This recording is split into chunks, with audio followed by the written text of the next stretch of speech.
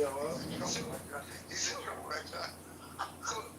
here's something about being all in, right? You guys got to figure out like what game is being played here. Because politics is a game, and if it's a zero-sum game where you either win the election, lose the election, then I would say that the strategy and the obstacles are going to make that game very, very difficult. But if you can think outside of that zero-sum game and ask yourself, how can I win at this game that I'm playing where I'm running for Congress, trying to bring attention to the fact that there's $37 trillion of national debt. There's $100 trillion of unfunded liabilities. If he can make a big enough splash, if he can be just crazy enough and dangerous enough and raise enough money to get the attention, what may happen is Democrats may start funding his campaign because that would be the thing that would harm his Republican opponent. And so there are different things that you can do strategy-wise that can make his voice more powerful and amplify it. And it doesn't, I think the mistake that people make is that, oh, if he loses the election, then the game is over and he's lost. I would say that if he runs, brings attention to the issue, and loses in an epic fashion, he actually wins. And then that sets up a new game where you have a whole new set of goals and objectives. Right. What I'm saying is play plan A first and don't have a plan B, right? Play plan A first. John, can you see yourself walking in Congress as a congressman? Can you honestly say that you see yourself there? Yeah, 100%. I feel like this is destiny. My whole life has been leading up to this moment to run in this campaign. That's a great answer. Please answer exactly that way anytime anybody asks it. No, but he didn't actually answer. He answered like he was going to be there. I asked him, can he see himself there now? The now is all important, and what I'm doing now is all important.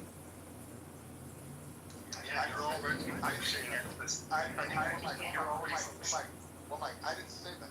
I said, can you see yourself now, you as a congressman, right now in Congress? 100%, Tamok. Tell me about it. Tell us about it. And we're doing it right now. You're sliding into the muff. Okay. This is what I'm looking for. Right? This is what I'm looking for. Let's say, right? So I've been working on this, right? And all of a sudden now they're releasing my thing, right? Nationally, this is something that 0.0111 or 0.0001, this happens, right? Because this happens for films like Scarface, Star Wars, right? It doesn't happen for films like The Last Dragon, right? Because usually it's stars and things like this. So how did I have that happen? It's not love language. So what it is, for example, I speak right now as if it is, right? And it happens because I'm aligned with it. I think there's some counter stuff going on because you think you're going to lose and then you're going to win. I'm saying, why don't you play to win? Be in Congress right now. Behave that way. Move that way. And then your mind will open up a million different ways, and you will shock yourself.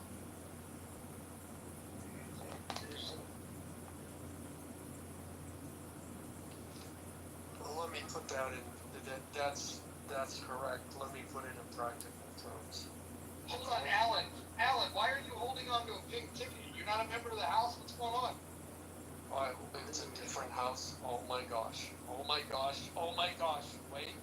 Wait. Yeah. Thank you, Alan. Real quick, that's what I don't. Mojo, you're gonna have to tap me down brown because I don't think in practical terms. I've lost that practical thing. Yeah, so anyway, John, close your eyes. Not now. Imagine yourself walking around Congress. Imagine yourself in the office. Imagine yourself campaigning. How about imagine himself in Congress with cameras on, with 30 phones. Like imagine him with no shirt on. Imagine him doing yoga poses. No. being funny. I know. This is what, I'm sorry if I say. Time out. Time Mark is talking Because about. this is the thing, Alan. We're creating anyway. Well, what you're talking about is the brain doesn't distinguish between some people have asserted that the brain doesn't distinguish between when you imagine something and when you're actually doing it. So you want to embody that which you aspire to. So if you make a daily practice of doing that thing you aspire to, then you will embody it.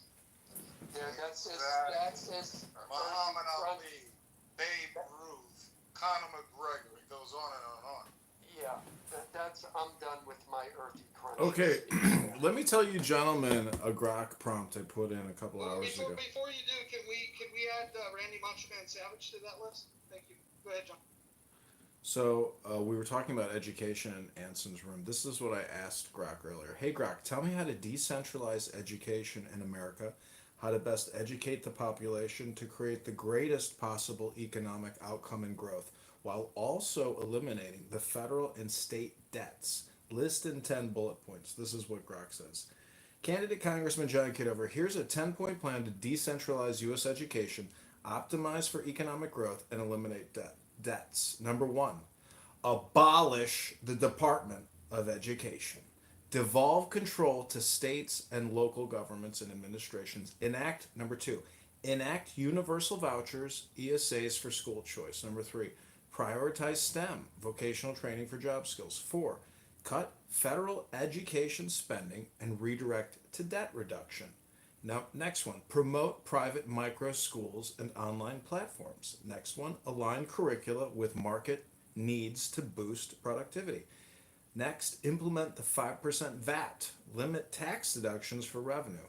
Number 7, cap state Medicaid education budgets to balance finances. Number 9, foster local innovation for tailored, efficient learning. And 10, leverage skilled workforce growth to erase debt. So I ask you, people of Clownhouse, do you think AI will play a role into decision making of your future government and where your money is being spent? Yeah, big time. Yeah. And why is that? Is that because AI is intelligent and is going to optimize the spend? Well, like I said, you used AI just now to ask it a question, so I think that, obviously everybody, but maybe broadly speaking, that doesn't help, so. Oof, that's a tough one. You gotta have an answer for that. See, like Mo, I see John here, right? And I say, wait a minute. There's what, 25, 30 people here, right? You're friends with what's his name, Lou and others, right? That have hundreds of people in their room, right? Why isn't he? Why aren't you? Hold on. To answer your question, we've already reached out to Lou. The interview is coming. We don't have a date or time set up, but Lou is very interested in reaching in interviewing to his audience, John Kitover. And while we're at that, listen. Before we get in front of Lou's room and Lou's audience, why don't we take care of what's happening in this room with this audience? I already asked you. He hasn't even asked. Sent me a message. He hasn't even said. But I'm not good. I don't want to get politics. I don't. But time out. Maybe you're a spiritual advisor. Maybe you're involved in ways that you don't even understand. Maybe you're right. I would just say this is a good time to remind everybody. It's a good time to fork it over for John Kitto. And speaking of House Rules vote, I don't know if I think one of them is spamming the chat. I don't know if that's borderline spam or if not only is he spamming the chat, his English is like 3rd grade level. Like we should. It's not broken English; it's shattered. Yeah, it's very true. English only, homie. It's English GPT. What happens when you don't think? It makes sense if you read it with an attitude. It makes sense if you read it while hyperventilating. John, to answer your question, I think AI is making its way into the political industry because it's a convenience. It's a part of the consumerism as to what made the buck, as to what funded everybody. And I feel like with more AI, it helps people in politics get further without them actually doing their own work. And I think it's dangerous because sometimes they won't even remember. Like, Biden couldn't even remember his own shit half the time. Trump couldn't. Nobody, none of these fucking other presidents or other politicians can remember half the shit they say until it's brought up to them. So I think even with AI, I just think it would make it more worse. I think it would make it more insane. I agree. I also want to let everybody know that I posted on X. If you could follow me on X, it's John Kitover, Illinois. I wrote, candidate Congressman John Kitover is being accused of stolen valor by clubhouse sociopaths who make death threats all day long. Please consider supporting the campaign to elect John Kitover. Additionally, Absolutely. I posted it on my Just Instagram. I posted it on my. That's a little bit of a poke to the bear there, don't you think? Oh, that's okay. If they want to stir the pot, I'll stir the pot with them. We'll make a real sweet brew. So when you say sociopaths, you mean I mean people that come on Clubhouse and literally for 30 minutes straight scream death threats. Even though they know they're being recorded, you know who what their Instagram is. So if you go to John Kitover on Instagram, you can see a picture of my second lieutenant military ID, which is in this room as well. And in that post, I stated that I'm going to file a lawsuit against Brad Stuffelberger, the Irishman and sea pirate of Clown House who makes death threats and casts libel and slander all day long on Clown House. maybe he's suffering. John, I don't condone that behavior. That's okay. I don't condone people coming on here and making death threats when they should be making shepherd's pie. 100%. He's saying we were trolling back in the day. Come on, don't lie. And those military trolling work. I don't think John Kitover ever did to wait for a 2-year-old to turn 18 before he raped him. Listen, we're bringing drama now into this room that doesn't need to be. I think it's the same room, actually. We're also, we're not going to be doxing. We're going to follow our rules. There are rules. I would just merely submit that this is actually the same room. This is the same room with 1,000 posts. So technically it's not a new room. Just to correct, your rule interpretation there. While I was interrupted by John Kitover, I just want to say, man, this sounds worse than fucking chillism. Oh, I agree. Did you say it sounds worse than what? What'd you say, Mike? Chillism. We're doxing people. We're talking about death threats. Hold on. Well, listen, some people make death threats, but I don't want to make I don't want to make this about doxing anybody. Let's get away from that. But to compare this to chillism, you'd have to start looking at like what makes a chillism. Chillism room is 45 minutes of arguing about a book that nobody did read. Chillism is a room where 45 minutes is spent talking about Hegel. And then when you ask either of the people involved, such as Concrete or Ike, and again, I'm violating rule number 9 here, but I apologize in advance. I'm a flawed human, so sometimes I break rules. But no, these guys, they argue about things that they've never read. They acknowledge that they've never read it. So that's the difference between chillism and here. At least we have people that read. We read out loud in here. This is how we know that chillism is different from this room, is because not only do people claim to read, they actually display that they can read, and they do it publicly. This is something chillism would never do. I challenge the people in chillism to do a book reading, and watch how many people move themselves to the audience. I'm just saying I can't read, so I'm in the right place. You guys will read the book to me. I think we're about to read The Art of War in the Muff. That's okay. No way. Well, you know a good book to read, read You Are the Placebo by Dispenser. You Are the Placebo.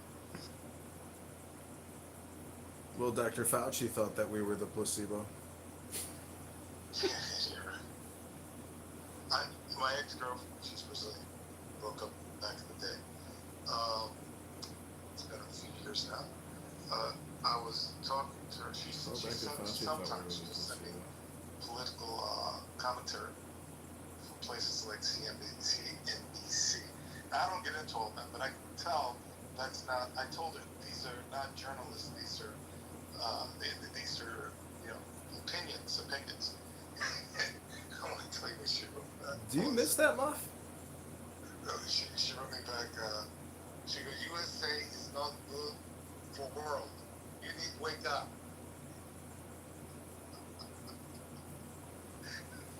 You need to wake up. With her Brazilian accent. Yeah. You know, Dolly wrote. That's what's happening. Dolly wrote in the chat that these are dynamic conversations, and I would agree that these are dynamic conversations, while most clubhouse rooms are not dynamic and they're actually just echo chambers, unlike when you're inside the muff. I agree. That's what I like about Mojo there is because he's willing to go down the muff with them and pointing out that they don't actually read the book and that they've run out of the room. Can someone explain to me what in the muff actually means? What the hell does that even fucking mean? So pretty much It's not when you're older brother. Let's ask ChatGPT. it's an italic. Sliding into poop. Yeah, it means like you're a pussy eater, pretty much. Like No, hey. Nobody can explain in the muff to the gay people. I'm gonna add that as a rule. Listen, gay people are not allowed to know. It what won't the even muff let is. me type the muff. Number one about the muffs. nobody talks about the muff. Yeah, it's like Fight Club. It censored me. Hey, there's no rule around that. Unless you just made it. You made that, but there's no rule around it originally. I may add a rule. Okay. I can add rules all the time. Wait, We've already been editing the rules. So this is what AI says about in the muff and what in the muff means. So the phrase in the muff can mean different things depending on the context. Number one, muff refers to a failed attempt to catch or possess the ball, usually on punt return. So in the muff could refer to moments during a game when the ball is loose due to a muff catch, historical context, or fashion context. In a muff Hold is on. also a cylindrical informer made of fur or feathers. Hold on. Yes. Can you please go to Urban Dictionary instead and get a definition of muff? Let's see. I'll be right back. Hey, and don't get the gay version. No, watch The Sopranos. You'll figure it out. I did not know there was a gay. Do you guys remember when we first created this house? We had Uncle June's picture as the for the icon of the house. I noticed. Nobody ever commented. Oh, okay, so this is in the muff, or this is the Urban Dictionary version. Muff, as defined by Urban Dictionary, refers to female genitalia, specifically the vulva or pubic area. It is a slang term often considered vulgar and also used in dictionaries with similar meanings. Y'all are nasty. So we're in a woman's vagina in here? Is that what this room? I gotta go. That's not nasty, my friend. Listen, it's a beautiful place. You know what? As much as you might hate it now, once you spend You time, can't handle the truth. you came out of a woman's vagina. What? Like, listen, don't be so selfish. Oh, this is gross. We're sitting in vagina juices in here. Yeah, it's just an expression. Who cares? Pretty nice to walk. Wow, I will never look at this room the same again. Well, we're just lucky you didn't call it in the vulva.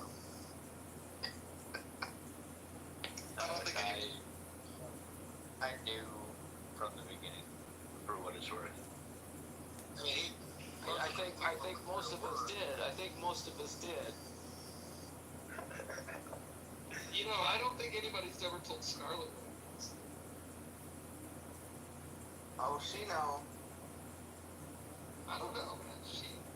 I think she legitimately thought it meant earmuffs because she likes to put on earmuffs when people start talking dirt. Everybody I thought. love that you had an epiphany today, Mother. I'm so grateful to have been part of this journey with you, that you learned today on Clubhouse what muff means. I'm tickled over you. So okay, is this a new term? Like, where did this come from? This is from like the 80s. How have I never heard this before? Well, Never heard. only the second time I ever heard it. 70s pop. After the first time, you hear that, where you just know the beginning. 70s porn? It sounds more like 80s porn, I think, the first person to write. Have you guys ever heard the term muff diving? Yeah, that's a new term. That's Roger Winston's term first. But in The Sopranos, there's a scene where he's like, Uncle June's in the muff. And then he's like, what? He's like, did I say muff? I meant rough. And then he fucks with him the whole time. Yeah, because like Italian gangsters, they make fun of you if you go down on pussy. Italian gangsters are like young black guys. They don't eat pussy. Well, I would just say if we cut Medicare Medicaid by $400 billion, I don't think it's going to impact many muffs at the OBGYN. That's just my opinion. Well, that may be so. Mojo, I have a question for you. Have you thought about a theme song for In the Muff? No, I don't think so. I have a suggestion. Okay. I'm open to suggestions. Go ahead. All right, Ronnie James Dio, Holy Diver. I think that could be your theme song. Who's this? I can't even see the screen.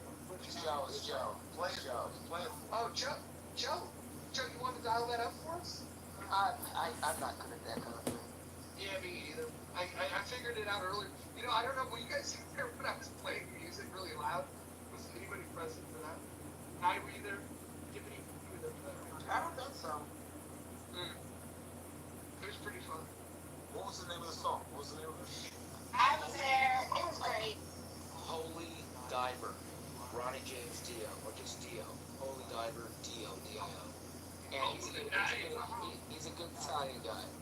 You're the star of the masquerade. No need to look so afraid. Ha, ha. Yeah, it's a good song. Rock and roll song. He's clean. That was pretty good. Whoever that was pretty good. Is this it? Guys, is this it? I said Holy Diver, but I didn't say the artist. Maybe this isn't it. Tell me if it's it. It's heavy metal. Does it have an odd, ominous beginning? I don't remember the beginning. This might be it. I don't know. Let's wait a second.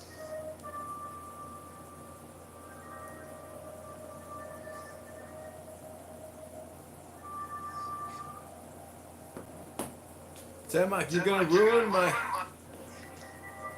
We're in the month, guys. You're gonna trigger my copyright warnings on YouTube, Tamak. So, how many seconds? I usually try to turn it off immediately. 4 to 5 seconds, you're cooked. 15 seconds, they nuke your account, and your whole career is over. Ruin the mockumentary, Tamok. I have at least a year to prepare for the premiere, please. See, John, don't fuck around, bro. Tamak, have you seen my YouTube account? I'll get Brad in here. You guys want to hear some Ronnie James Dio trivia? Sure. Does it have anything to do with Black Sabbath? Go ahead. No, nothing to do with Black Sabbath. You know how Ronnie James Dio was famous for the devil horns? Yes.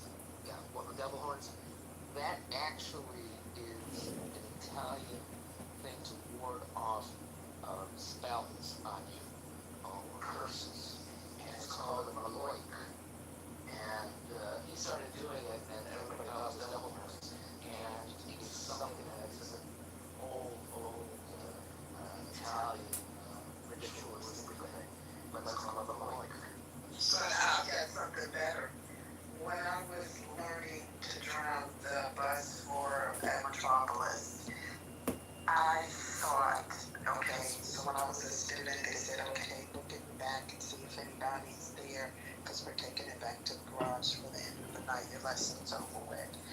I jumped up and looked at the back, and I just want to hear people laughing, because I was like, are they laughing at me or what? Like that.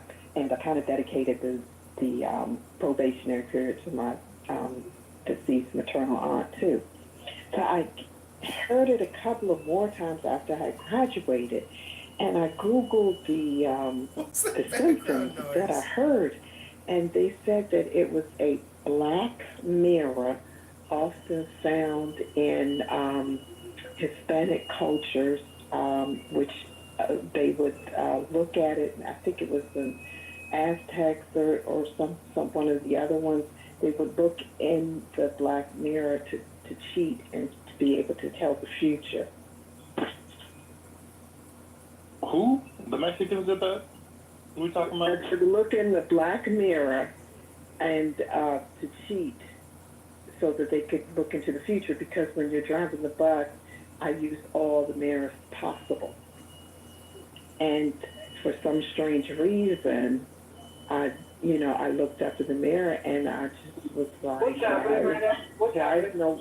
What's happening? I think Connor's telling us that she's a sixth sense. She sees ghosts or something. 6, 7,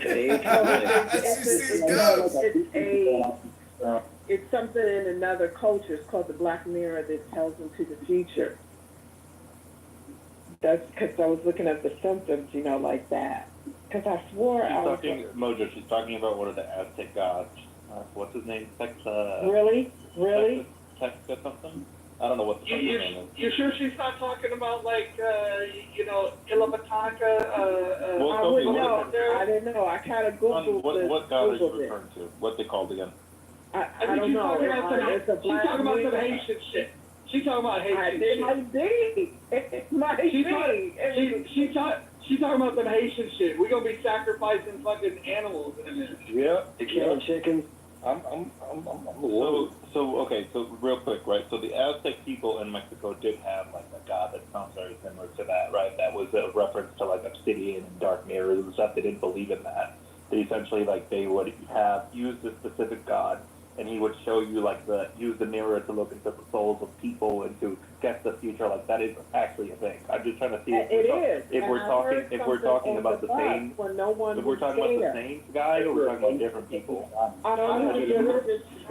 I googled some of the symptoms and it came up with what you said. Ring them up. We're talking about kind of the experience with looking at research. I moved Time Shark down to this? Yes. But it's actually interesting because it's different. I'm sure. Yeah, that's what I was saying. That's what I was just alluding to. Piggybacking off of someone else who just spoke before me. And I put that out there because I wanted more feedback. Girl, your braids are too tight. Girl, loosen up them braids. How many seconds of music can I play? 5? I actually appreciate your contribution. I don't think most people knew about this god. I know. I mean, once I played it off as I was hearing Mojo. What you really I thought I was hearing things. I think we should really do a fun fact Thursday or like a trivia Thursday where everybody finds a fun fact and then we share it. I love shit like this. Like I think it's fun. Yeah, it is. All right, give me a fun fact about the gay Mexican community. Go ahead. But I'm not Mexican. How would I know that? What? I don't believe you, Mojo. Don't be racist. How many seconds of music can we play? Because I want you guys to hear this Muff song. How about 5 seconds? Alexa, play. I swear to God, like, what the fuck is this? He doesn't like the Arabs, but he's going to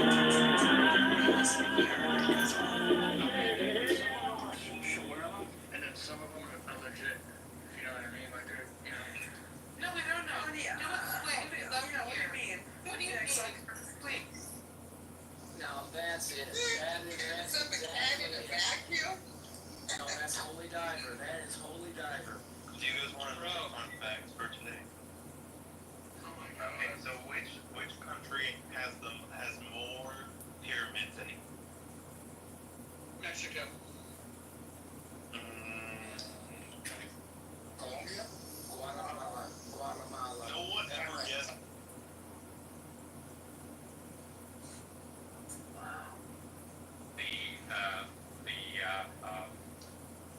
Go ahead, John. Okay, thank you. I asked Greg the following. This is on X platforms. How much does the federal government, states, and local government spend annually on education, including pensions? Breakdown by monthly budget. Also, tell me the best way to enhance education while cutting annual budgets by 50% to pay down the national and state debts. This is Greg's reply. U.S. federal government spending is $195 billion annually on education, FY 2025. States spend $400 billion annually, Local governments spend $400 billion annually, with $60 billion in teacher pensions, mostly state funded. Total for at $1.1 trillion a year, or $88 billion a month. To enhance quality while cutting 50%, slash administrative bureaucracy. It eats up 30 to 40% of budgets. Implement universal vouchers for competition. Integrate AI and online learning to reduce costs. Prioritize core subjects and merit-based teacher pay. This boosts outcomes via efficiency, per studies from Heritage and Brookings. So that's what X Platforms is telling us. I'm glad I could share that with all of you. I hope you enjoyed hearing it. Thank you, John. Ansel, any educators have any response to John? Otherwise, we will let go to Beth. Okay, go ahead. I just, you know. May I ask, what do you like to do for fun? How does it get to the other people? Do they like to read? Yeah, that's right. So like you can become radioactive and start emitting that radiation yourself, and then you can quote unquote infect other people because radiation spreads because it's a chain reaction, it's a runaway chain reaction event. Io, can you explain to them the way that you can do that brain wave with a microwave? You know the thing like in it's like Havana syndrome, but can you explain how you can do that? Oh, yeah.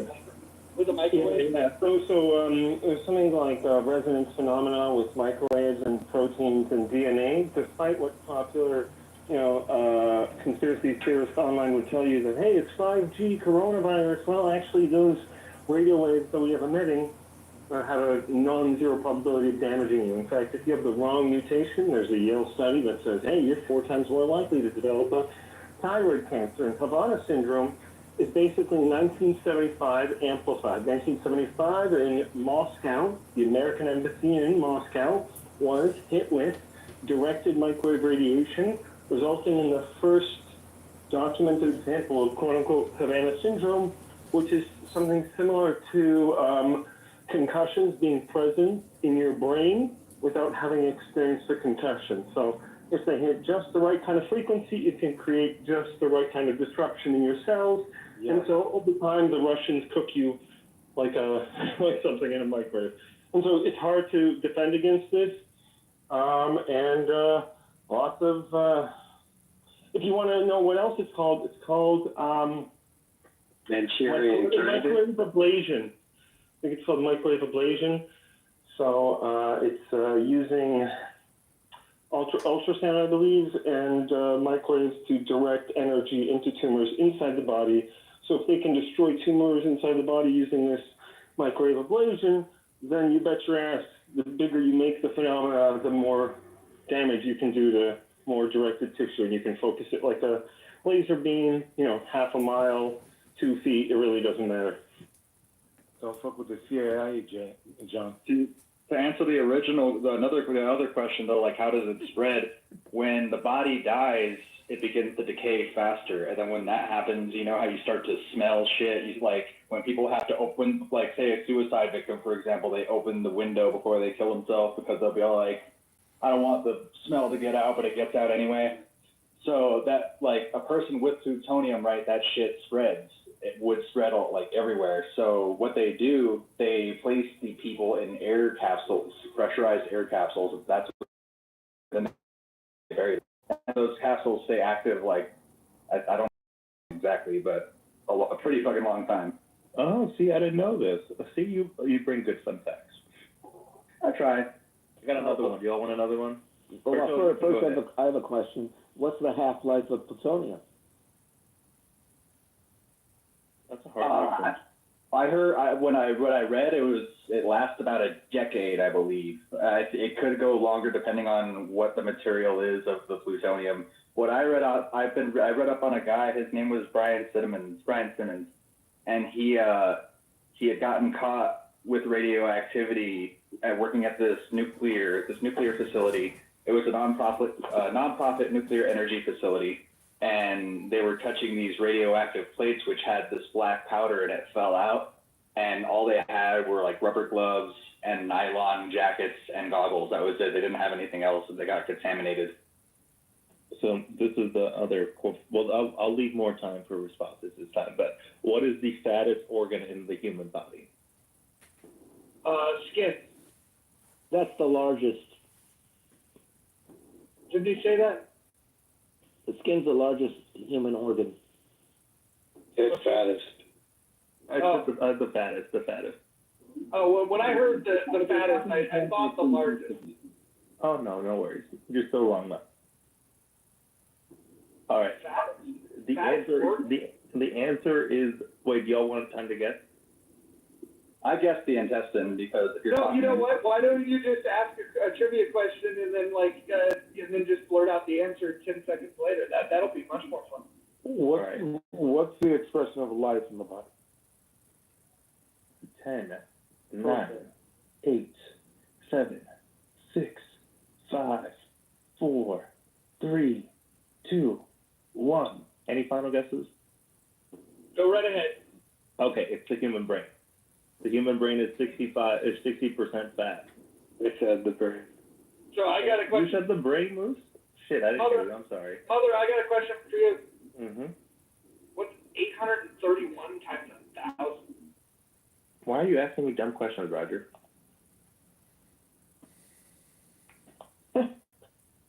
You only have to know that if you're running for Congress in the District of Illinois.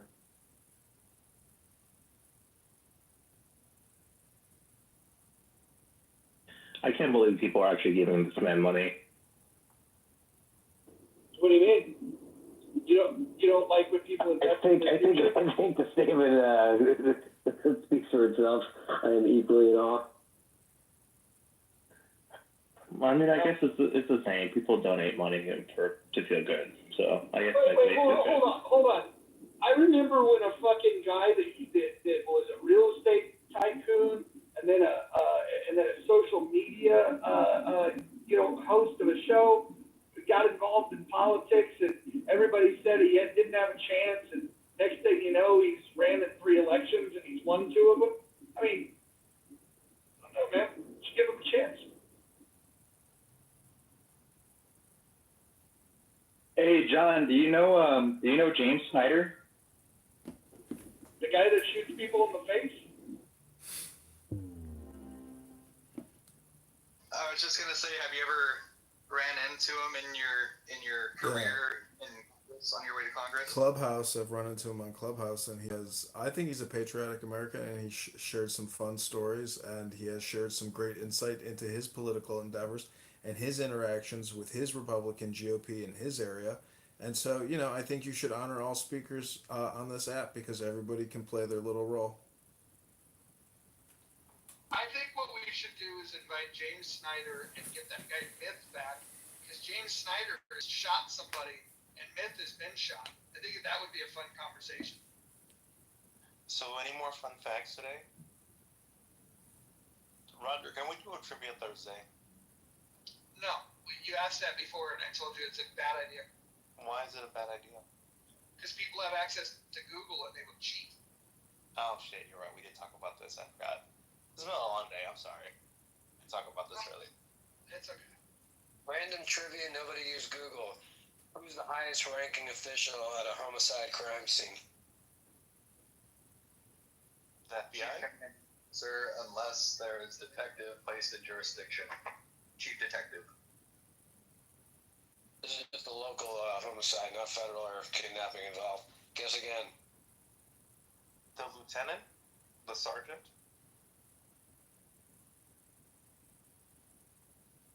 Last call. Damn, I don't know. That's the Morgan. Coroner. The coroner is the highest rank. The body cannot be removed without the coroner's approval. Once the coroner arrives, the coroner can literally tell all the lieutenants, captains, if the chief was there, the coroner could tell them to leave. But that's not necessarily what you asked. You said who's in charge of an investigation. Well, it's highest ranking. No, I didn't say who's in charge. I said who's the highest ranking. True, but still of the investigation. Well, message sent off and not message received. We need better fun facts, Moose. Better.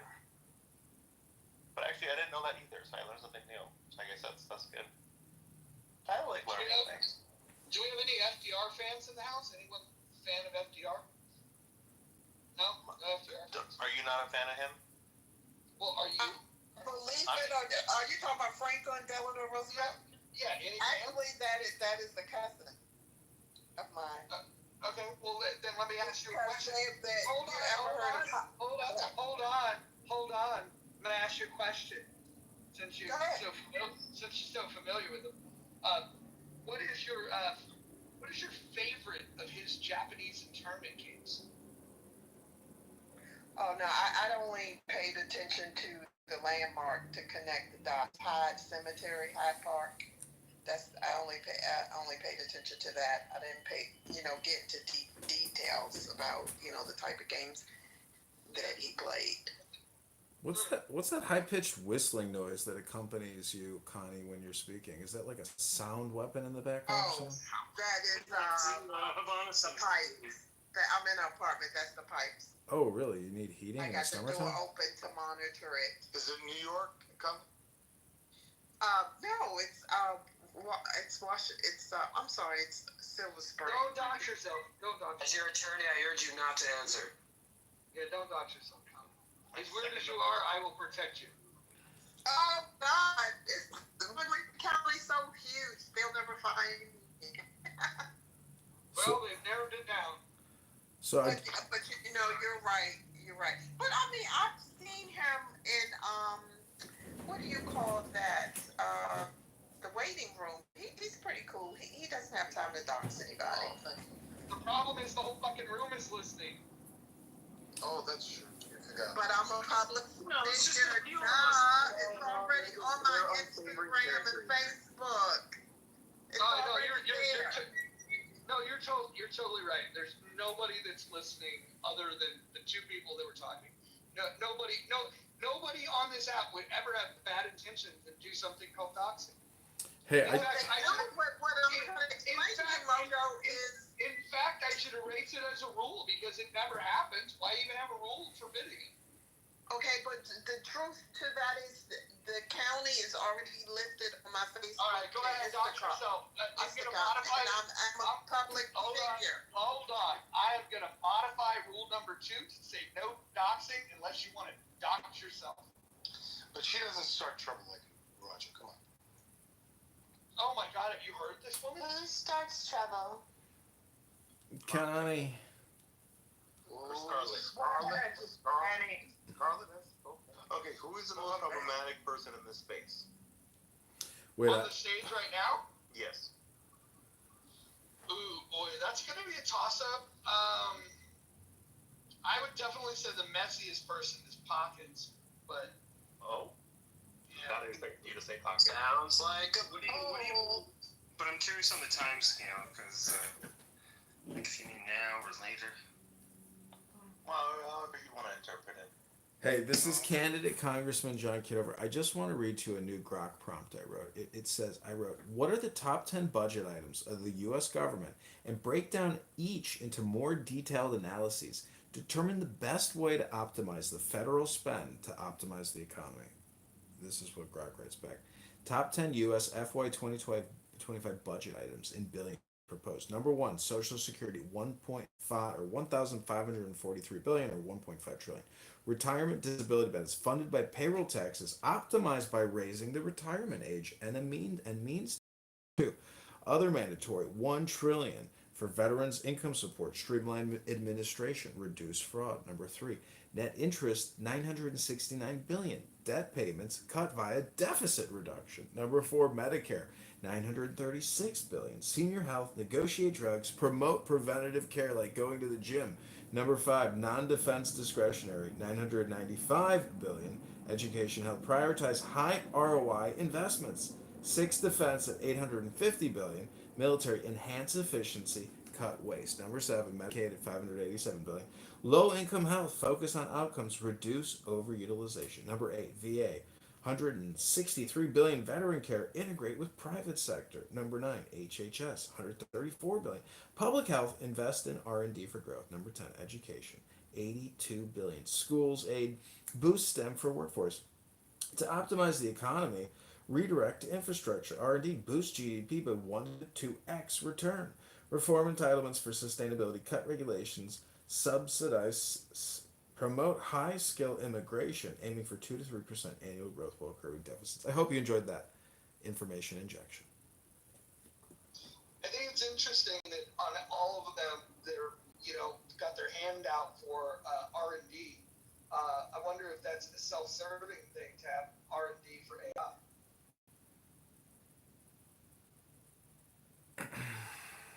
John, if you could just check your back channel, I just have a suggestion for you, a minor improvement for your Grok and other tools. If you personalize it a little bit, given what you're trying to achieve, I think the custom instructions that I provided there, or if you choose to continue the conversation on your own, you can probably get better results going forward. So I'd highly recommend you check it out, my man. Do you want to just give me like a 3-sentence summary real quick? No, because you have to type it in, but I can give you an example of what it's saying. So, for example, the prompt started with, I want to draft custom instructions for candidate congressman designed to balance political messaging, discipline, policy depth, public relatability, and responsiveness. But we want him to win, or at the very least, make a splash. So enhance all of the following. And then I give kind of a draft of what I think. One of them, for example, core outputs. Candidate congressman custom instructions include number 1, lead with clear position. Start every response with a direct, memorable statement of stance or intent. Number 2, confidence score. End with a 0 to 100% rating plus short rationale. Clarity plus concision. Keep responses tight, punchy, and free of jargon. Explain technical terms in plain language. So that set of custom instructions, I use a similar set, but mine is customized for a CEO of a biotech company that wants to disrupt shit and piss off a lot of people while helping a lot of people in medicine, right? So there's an example, so you can kind of compare the two. Plain language, Sean. No, he's doing a great job so far. I'm actually quite impressed. So if you drop me a link or something, I'll even donate. Wow. The link was pinned above. My bad. I'll try to track it down if it's in the chat, or you can just send it. We'll get it pinned back up there. Help me, help you. Repin it for God's sakes. What's the link? What's the link that needs to be pinned? It's in John's bio. I can't do it. I'm driving. You can't actually. You can't put it. You can't copy it from my profile, which is the challenge. Oh, okay. I see. Well, no, that's okay. I'll just take a screenshot. No, if that's the link, then I'll take a look. Thanks. Let me see if I can put it in the chat. Okay, it's in the chat. You can copy and paste it from there. John, what was Brad doing? What you say? I mean, I let everything go. I think everything is just for a day. I'm more than happy to stir the pot on the day that the pot is stirred. But, the next day I like fresh food. So that's just me. There you go. John, why does pasta sauce taste better the second day? I'm not sure why you think it tastes better the second day. Maybe it's just because leftover food, feels good. Because all the seasonings have had time to kind of settle and marinate. Yes, I would say that they were able to meldish together and create a more composed sauce by letting it rest in the refrigerator overnight. Exactly. Okay, I get it. Well, you can tell now it cooks. You can tell. But your pasta should be made fresh. Well, I will say the rule in this house of not bringing in other rooms' drama into this room is a great way to be in the now. How long can we keep it that way? Well, it depends on the discipline of following the rules. I think earlier we allowed some rules to get broken, and we just have to have more discipline about enforcing the rules.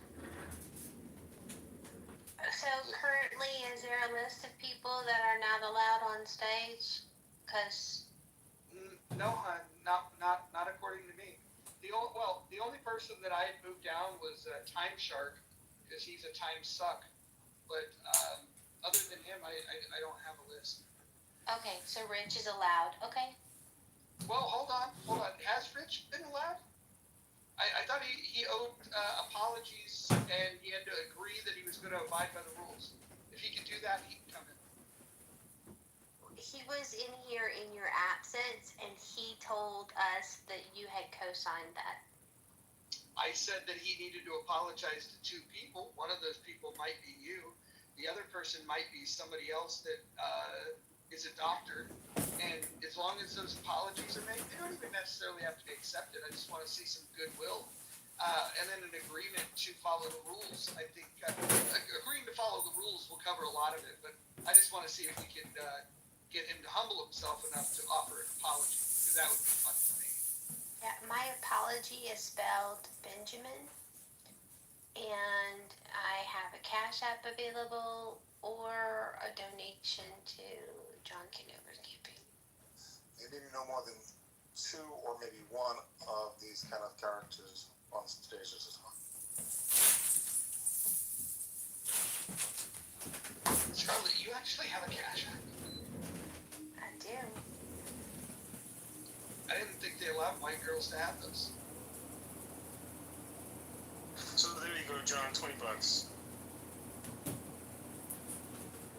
Well, thank you. Can it? And if you're serious, then I'll actually support you much more. So just keep delivering, my man. Thanks. It's definitely a Clown House team effort. Positive mojo vibration here has really pushed me and propelled me forward by crafting the environment, and I'm responding, and I will work hard, and I really appreciate the donation to the campaign.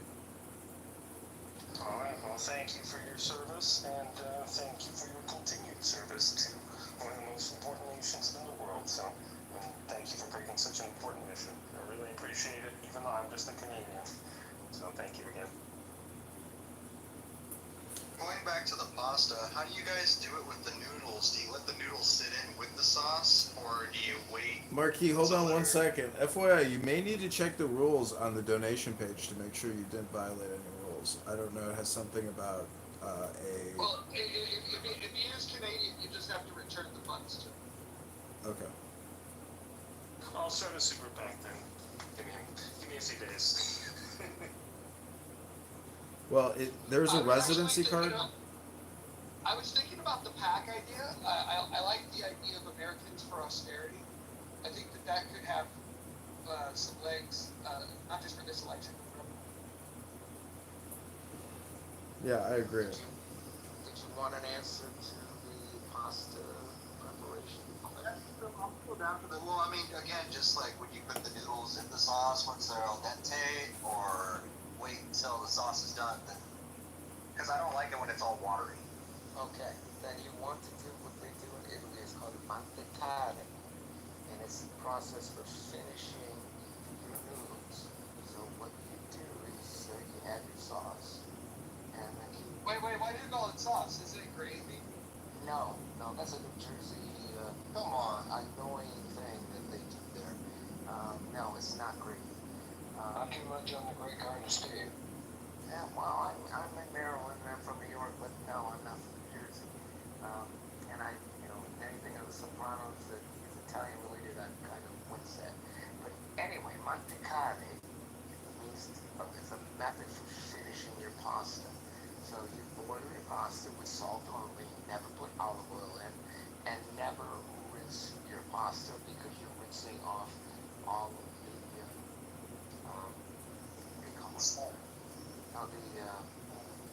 what's the name for it? Starch. Starch, yeah, so that's the word I'm looking for. Starch, because the starch is what makes the sauce adhere to the pasta. So you take your pasta, and then you get a saute pan out, you put some sauce in it, and at very high heat, you throw in the pasta, you stir it, and you carefully coat the pasta, then that's called finishing it, mantecare, and then you plate it. And that will make all of your pasta taste better if you use that method. Okay. Well, io sono mezzo italiano, parlo italiano. You put in the oil just so the noodles don't stick, but... No, never put oil in the pasta. Parlo italiano come un bambino di 2 anni. Da dove vieni tu? Rule number 11, English. Oh yeah, I'm sorry. I broke a rule and I didn't even realize it. Sorry, guys. It's all said, but they're not. We're not mansplaining something in Italy in Italian. It's piace. Well, and to be fair, if we are going to break the English only thing, European languages would be the first exception. Grazie molto. Time speaking Italian. Time you're fluent in Italian? I love it. I've lost quite a bit, but the Italians couldn't tell by the accent. I kept the accent. Living in Italy, learn it quick when you're a kid. Hey, so time in Italy for? Excuse me? How long did you live in Italy for? Like from probably 10 to 13, more or less. Yeah. Trasferito in Roma. My father's from Benevento, south of Italy. But we were living, when we came to the States, we were living in Trastevere, which is in Rome. It's close to Piazza Santa Maria. And yeah, it's beautiful. Via Natale de Grande, the big Christmas street.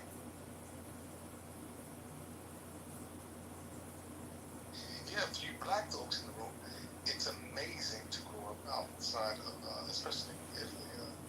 The culture is amazing. And it expands your horizon. Anybody, black, white, anybody. Americans should get the hell out of this country for at least a month.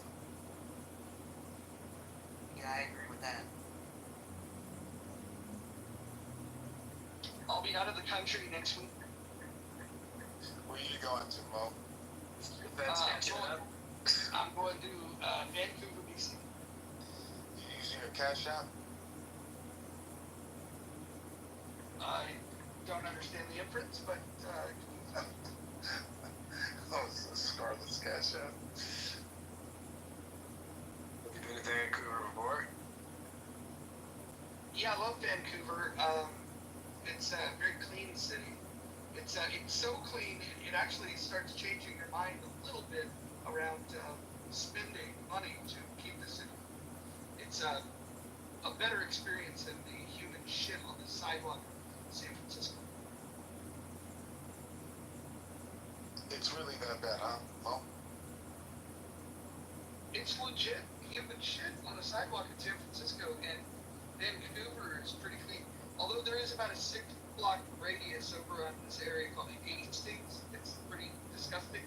But they keep all the riffraff in one little area, so you gotta appreciate that. And you know what? In the early 90s when I went to New York and I was on my way back home, and the first major town I hit was Bowie, which if Bowie isn't right, like for snow removal, then everybody has to stay in the house. And I was like, thank God, green grass, artificial green grass and that, sidewalks. New York City, a lot of the boroughs don't even have sidewalks. I mean, it's 2 steps from the gravel to the sidewalk is literally nothing. Yeah, I want to complain about the sidewalks too in Chicago. They got these bike lanes everywhere, and they got these stupid little curbs that come out and cause a fucking traffic jam. I just want to say this just for austerity, because you might be recording and so on. As Mojo said, just send me the refund and I'll send the donation through my American corporation. No problem. I think that'll be fine. Unless there's another problem that I just fucking don't know at this point. I just want to say that you were so charismatic, I should have been more careful with the reading, so my apologies, but thank you, Mojo, for being on top of that. Yeah, it's okay. I'll log in shortly and I'll hit the refund for you.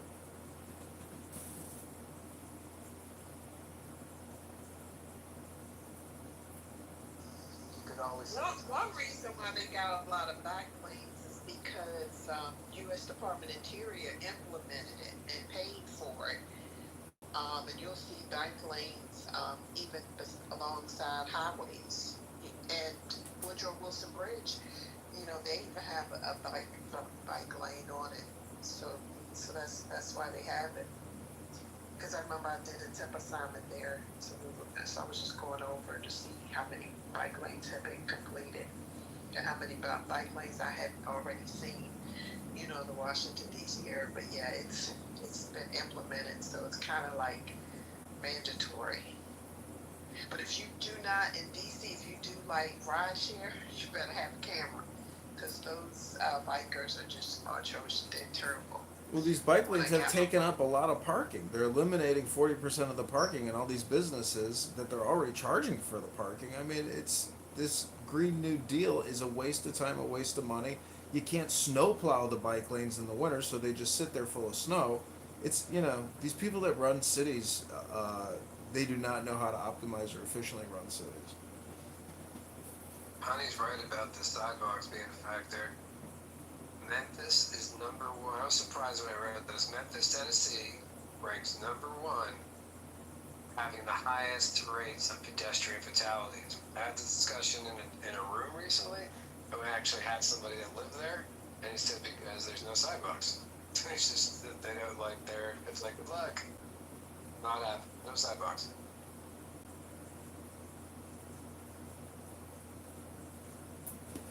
Yeah, well, you know what else there isn't? There's no more money in the treasury. There's $37 trillion in debt. Those are receipts, but other than that, there's nothing there.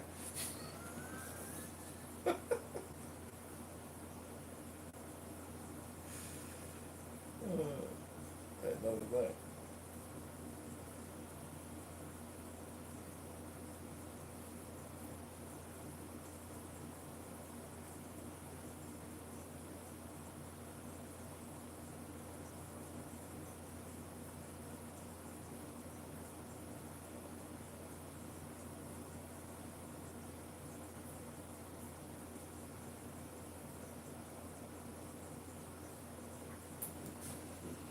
Does anyone think the gold is actually in Fort Knox? Is there any gold in Fort Knox?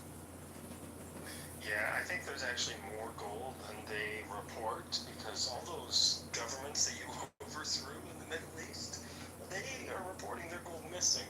So I suspect it's actually much more problematic than anyone wants to audit. So, but that's my suspicion. Yeah, there's that famous photo of Tom Cotton in the truckload full of gold from Sodom. Yeah, we three kings be stealing the gold.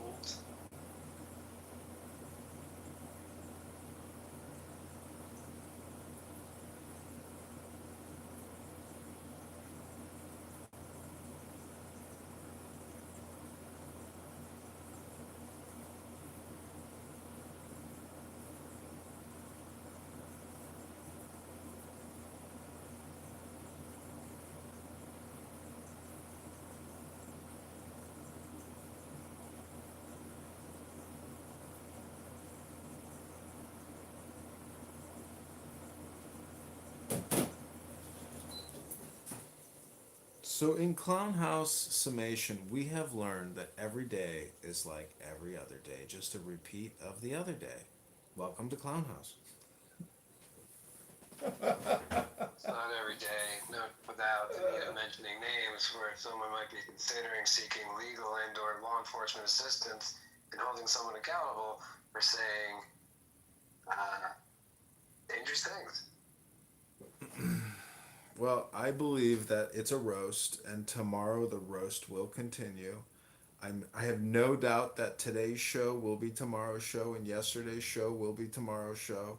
It is the same pattern every single day, and the only way, in my opinion, to break that pattern is to read what's called a book, which is a forced dialectic or an external hard drive injects it into a social audio chat app instead of never-ending heated conversations and road raging. It's called a book.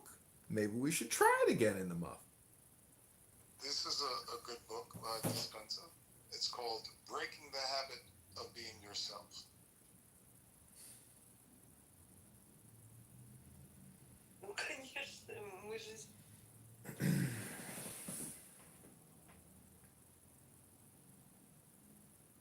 if you check my PTR right now, I just refresh my image. It's writing is thinking. And too many people are doing something like cognitive offloading into the AIs. Even early studies now with like doctors who are and I can't even say the word. Several doctors' studies show that if they do enough cognitive offloading, they actually become worse at diagnostics. So this idea of letting the AI think for you, that's like saying, hey, I'm not going to lift weights. The robot will lift weights for me. Well, then how are you going to get healthy, right? So might be something to add to your arsenal there, John. This article here says, kind of outlines some of the big problems. And you're always the one mentioning this, that people don't do enough thinking. And I feel guilty because I've been introducing these tools to people. And as you know, in chillism, there's several people who refuse to think for themselves. They're like, no, I'm just going to let the machine do all the thinking. So it's quite the tragedy.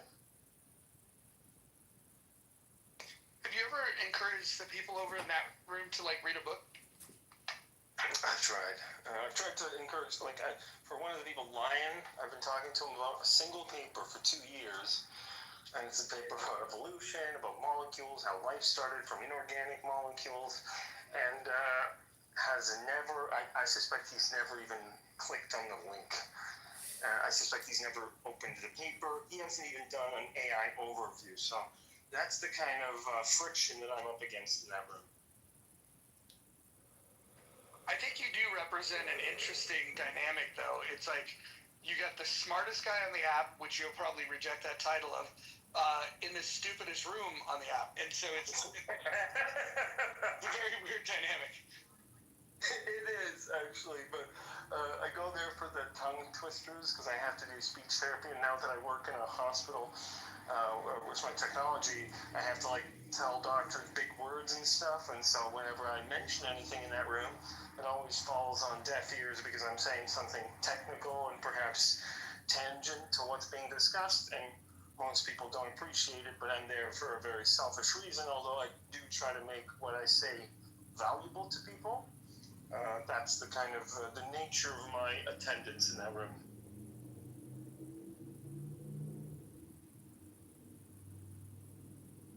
And John always gives me shit for it, rightfully. So it is sometimes like Clown House in there. Very, very, I think there should be an app called Clown House made by John, and that could be itself a bit of a political movement. That's a good idea. That's a really good idea. Clown House. It's not a good idea because you're already on Clown House, so it's already happened right now. 5 seconds of music. 5 seconds here, guys. Hold on a second. I want to ask Io a question. Io, if you were to play a real-world version of Oregon Trail, but let's say you're just boldly going to a place, and you had to fill your proverbial wagon with 4 people from Chillism to help you survive some mission where there's going to be unknown threats. Who's the 4 people you'd pick from Chillism to help you survive? Oh shit, Chillism? Okay, so Lion's wife is a nurse, so I'd probably take a nurse. There's some medical professionals, so Lady Lion, the better half of the 2. That would probably be one. And the 3 other, I believe, vacant. I don't know, but that's I'll have to think about the other 3, so give me a few minutes. Maybe just the 3 fattest people, so you'd have people you could eat as they die along the trip. Oh shit, okay, I didn't know it was that kind of trip. But that's a good point. I forgot that the Oregon Trail was treacherous. The Donner Party.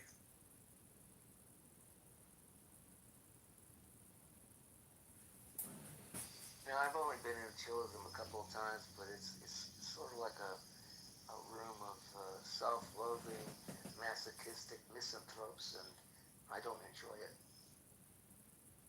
On a good day, On a good day, it's a circus.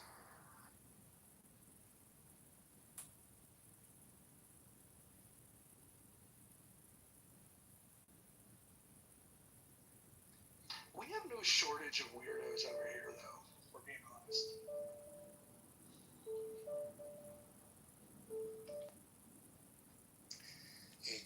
I got a sandwich I make that you love, but you have to like lox. You like lox? I love lox. Okay, so listen. Whole Foods makes a package of croissants. There's 4 in a pack. You get the croissant, you put it in the oven just to warm it up. You put olive oil in the pan, and you get those thin slices of lox. You don't cook heavy, light. And grape tomatoes, cut them up, or any tomatoes, just enough for a sandwich, and you let it sit in there in the olive oil. Then you move it over, because you're not frying these lox, you're just warming them up. And you take a couple of eggs, maybe 1, 2, maybe 2, 3, depends on how much you want. And you put oregano, maybe some Italian seasoning, some pepper, whatever else you want.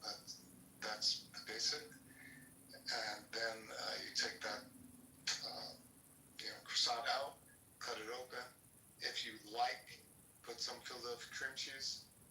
There goes the most delicious sandwich. You know what? I like the composition. I will try that out. That sounds very good. That's right. For all the mamalukes in the house. Tanya, have you ever had a culatella di zebullo? Yeah. Time out. When I was a kid, I remember I was fanatic about gnocchi. But no, I haven't. I don't think I have that. Culatello is very much like prosciutto, and culatello means little ass in Italian, and it's from a portion of the pig that's very small. That's why they call it little ass, and it is the most buttery, delicious salumeria that you could ever have. If you like prosciutto and you have this, you'll never want to go back to eating prosciutto. Although it does cost like $40-50 a pound, it's delicious. If you could find culatello di zebullo, you should try it. Put it in the chat for the folks. I'll find a link and I'll put it in there. Yeah, and then anybody go to Italy, go to South Italy, and you'll have like buttery mozzarella, buffalo mozzarella.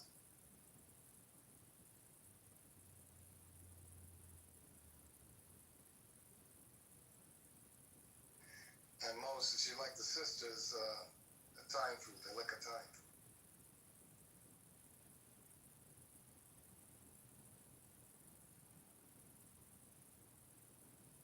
Are you talking to me? Yeah, Mojo. You like them sisters, right?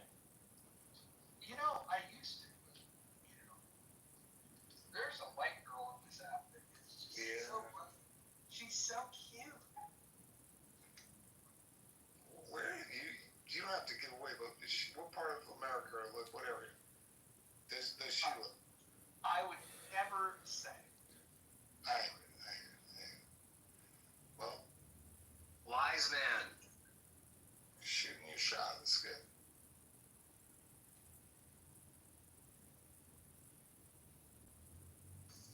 I put the link in there for you guys, culatello.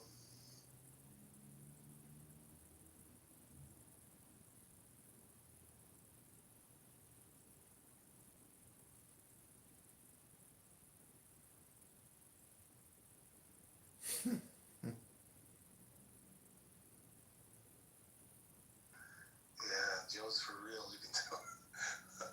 He's for real. I don't know, man. He still calls it sauce and not gravy. Like, you know what I mean? I know some people that have a problem with that. They're all TV characters, but they have a problem with that.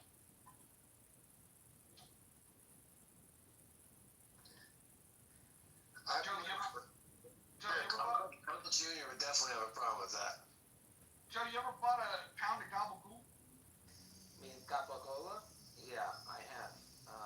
And gabagool is a stupid thing to say when you can say gabagola.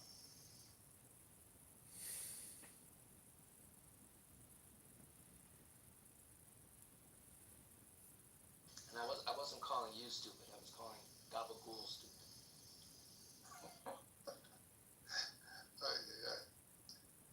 Tell him, teach Mojo how to say it the right way now.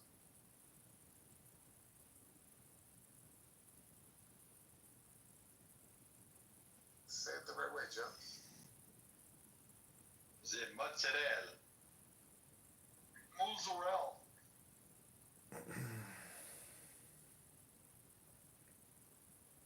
Forget about.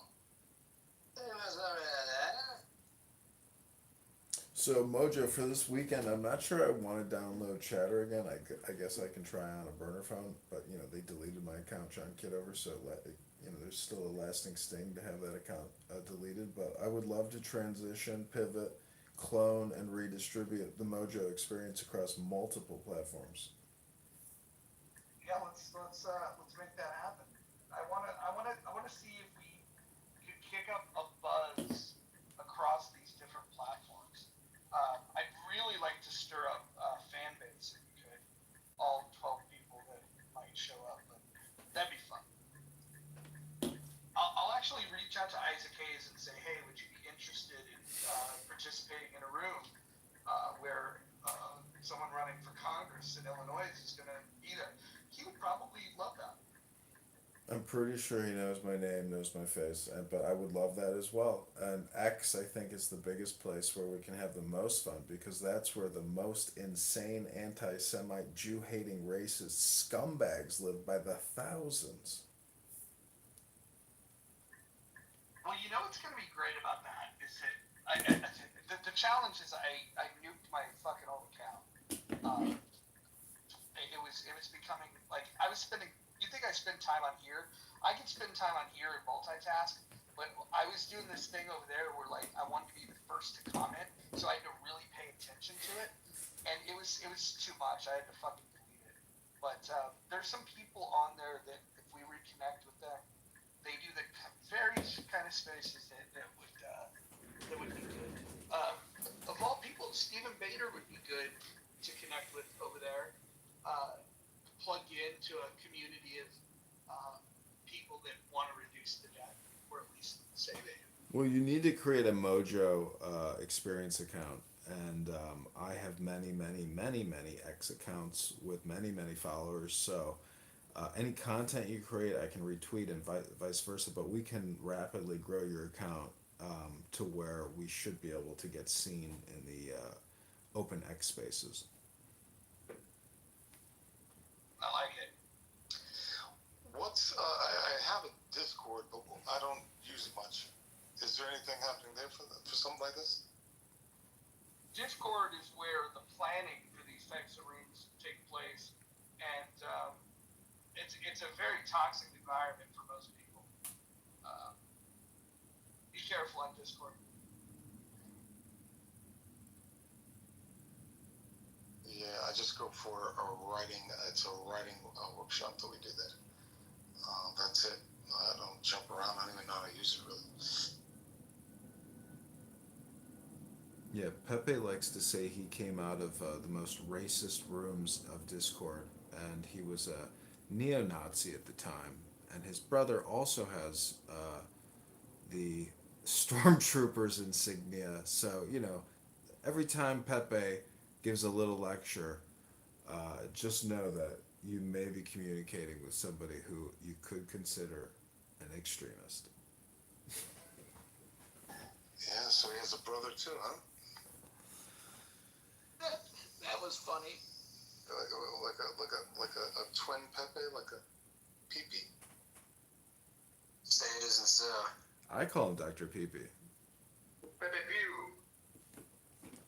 Pepe and Le Pew. Pepe Le Pew.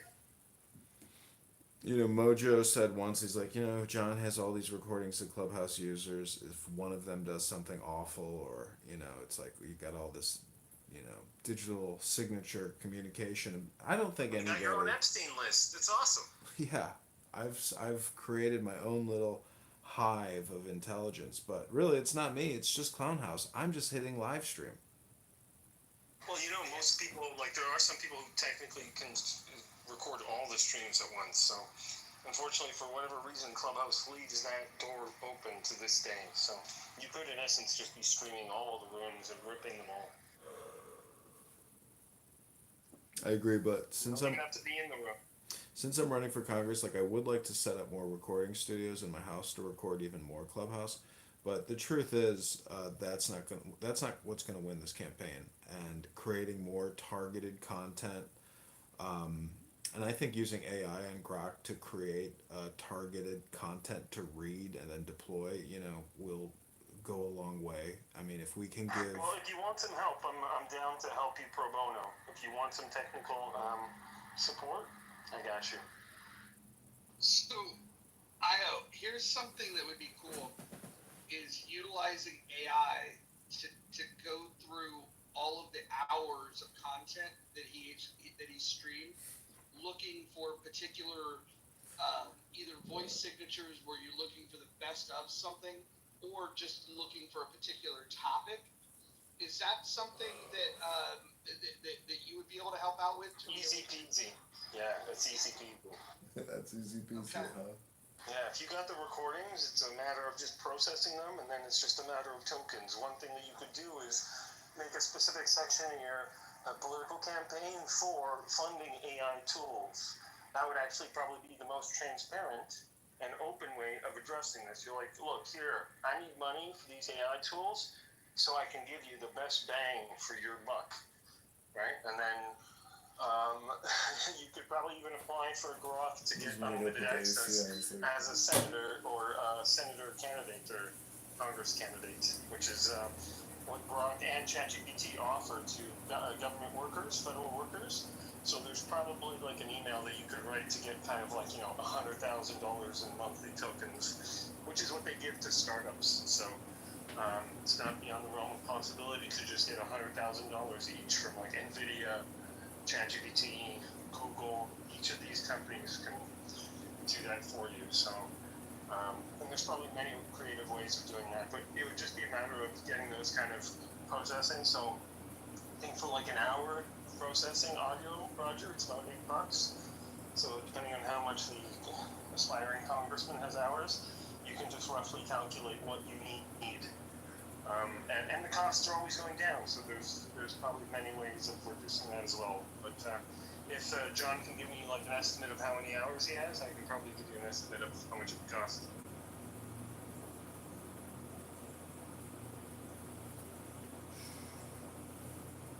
So many possibilities. I like it. That was actually one of the smarter things I've ever heard on Clubhouse.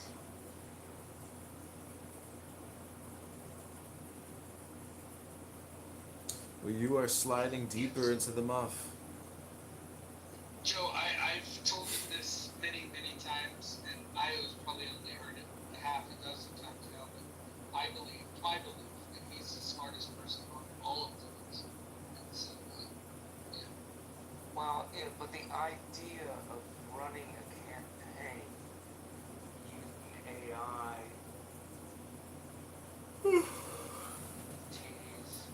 and taking and creating a small language model using RAG to narrow what GPT will give you, and if you feed it with the right information of the same kinds of people that have campaigned and written about debt reduction and improving the economy and having better government, that would be very smart, because most politicians are fucking lazy. And if you had that and you started building your campaign platform based on real data of some really fucking smart people that are in agreement with what you want to do, that could make you unstoppable, and the way you talk about your campaign would improve greatly.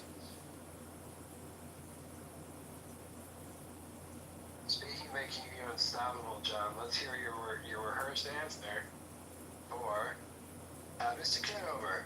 There's been some talk of concern from the public of you recording those on an app without their knowledge and consent. What say you to their privacy? Yeah, privacy is a very important issue, and maintaining online anonymity, I would consider it almost a right, but many people are incapable of maintaining that anonymity because it's not easy to do. The Digital, Surveillance Act tied to the NDAA, which is $1 trillion a year, with their NSA facility in Utah, everything is recorded. Everything is put into these massive data storage centers to mine for future crime, potential terrorists to look back and do research on crime or terrorism, hopefully. So I would just say that, if you have a complaint about me recording people on Clown House using vulgarity, racism, hate speech nonstop, well, I would just say the government's already doing it, so I'm just doing a duplicate or a duplication, and I don't cost anything. But the government is charging you $1 trillion a year to do this type of operation through the NDAA. So don't complain to me running for Congress. Go complain to your current congressperson or senator. Yeah, the name of the program is Echelon. It's intercept everything in the air. So there is no privacy. Signals intelligence means anything you transmit, they intercept and record and then decrypt later, and they have all of the encryption keys. That's why they call themselves the Equation Group, and then the opposing group is called the Shadow Brokers. So that's kind of the players involved in what John just mentioned. Well, but as far as Clubhouse goes, you gave up your right in the terms of service of Clubhouse to be recorded. So you got nothing to stand on. These people who put in their profile write-up that I don't want to be recorded, it's worthless. Doesn't mean anything.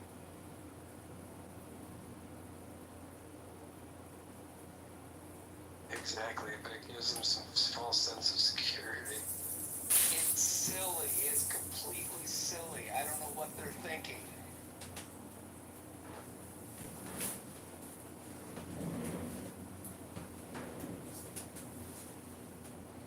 I mean, people want to be titillated, and part of this ridiculous game is anonymity. But then you develop friendships and relationships with people off of this app. And, I just don't like to hang out with people who spend their day, doing homicidal ideation and making death threats for 30 minutes straight on this app. I don't know, that's just me. Those are the kinds of people I don't like hanging out with. Well, especially if that kind of person works in a children's hospital, of all places. That's scary, Io. It's very scary. Well, without doxing who we're talking about, that's kind of what John is dealing with, so.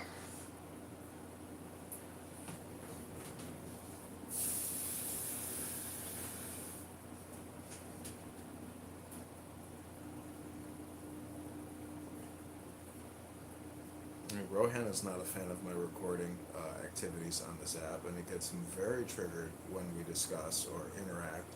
And I would just say, I've been to Australia. I studied at Bond University in Queensland, in the Gold Coast. I love Australia, and I love the Australian people. You guys got the greatest party island on the whole planet. You lucky dog, you dingo.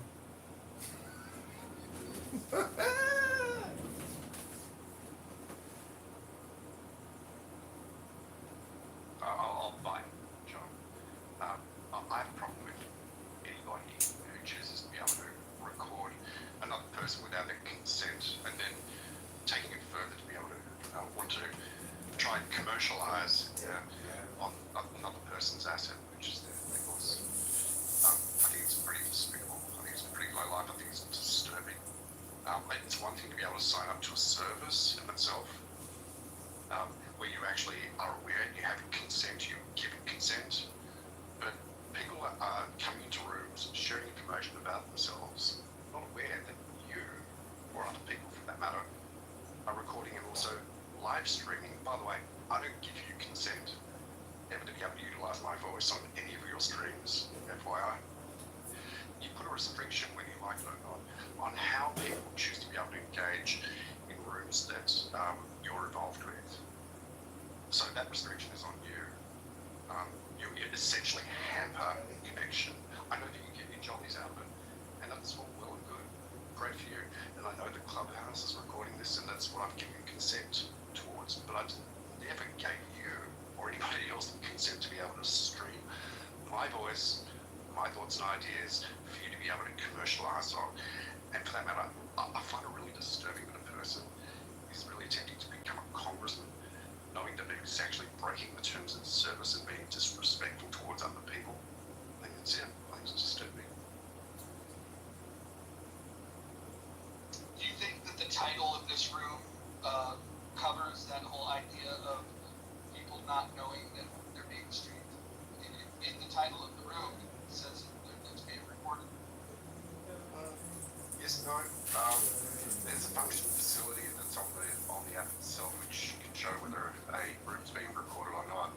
The feature and function of that is not actually being displayed; it's being recorded, and the replays are off. But yeah, sure. I mean, somebody could be recording doesn't say it's actually being streamed. And yeah, I can update that. If it said streaming live to YouTube, do you think that would be a good disclaimer? look, I think we've discussed this point to the nth degree, to the point where it's almost dead and mute. But yeah, I appreciate that there are certain types of rooms where individuals are conducting themselves in really salacious manners. I'll mention Amir's name because his rooms are literally 24/7 filled with hate, vitriol, discussions of terrorism and all that sort of stuff, and just outright racism and anti-Semitism in all literally every single day. So I think it's actually great that whoever chooses to stream that, at least it's out there. But what the fuck? We're just having a conversation here. What is the point? I think it's disturbing that any individual, right, chooses to be able to expend so much time recording and live streaming with 50 plus mobile phones. A dingo ate Choose to my be able to baby. put money towards A dingo ate my baby. government who does this. A It's like, dingo it's ate just my way too bizarre. baby. A dingo ate my baby. You know, I appreciate the criticism. I think it's maybe warranted, and I think you're a great critic.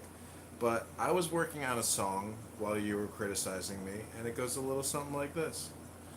A dingo ate my baby. A dingo ate my baby.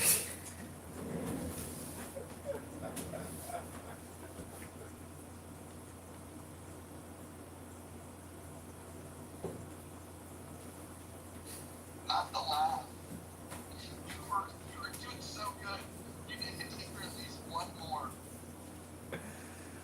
I'm sorry. I just gotta tell you, like, you know, you're a drama queen, and you know, anything I recorded. If you think that something I recorded of you caused you a problem, why don't you just speak up and say what it was?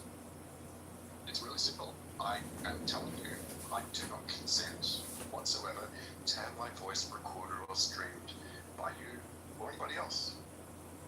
Simple. If you break my request, then there may be consequences.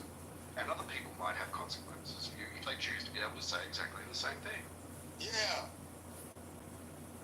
All right. Well, it's duly noted. I'll put it in the complaint box. Little snide.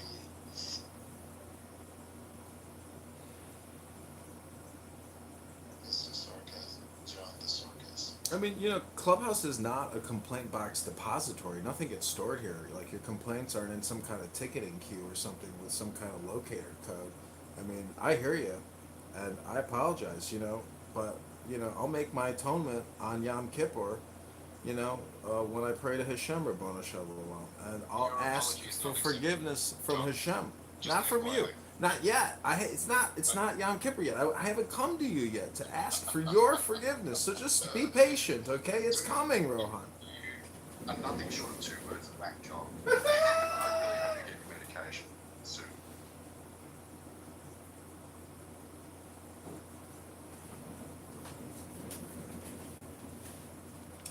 Well, I'll be looking for you on Yom actually- Kippur. You'll you're be one funny. of the first people I come try I'll to tell you find on Yom Kippur, okay? John, I'll tell you what, too. Okay. Some people find you funny. I find that you're a joke.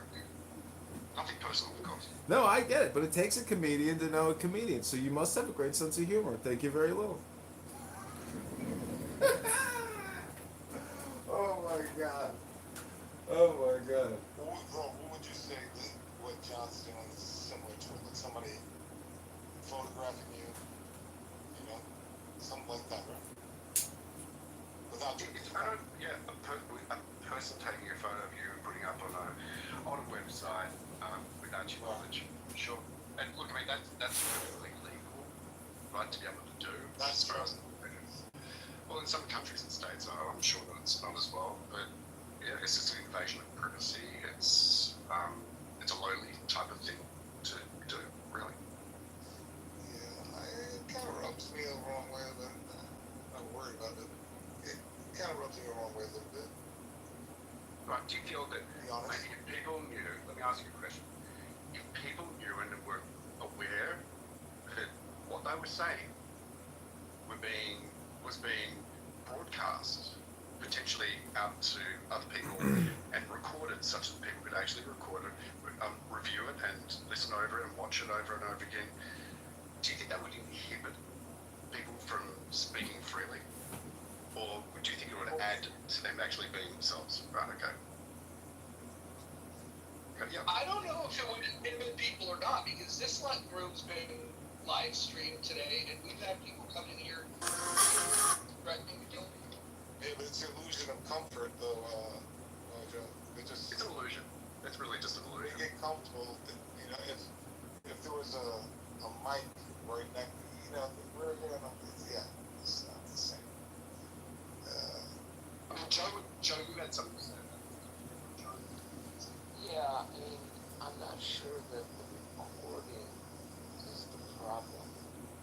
I think the commercialization of the recording without explicit permission I mean, you just stream the pillow sociopaths. may violate copyright, and that could be a problem. It could be actionable by people that you might be recording and streaming on YouTube, and then you're making money from it.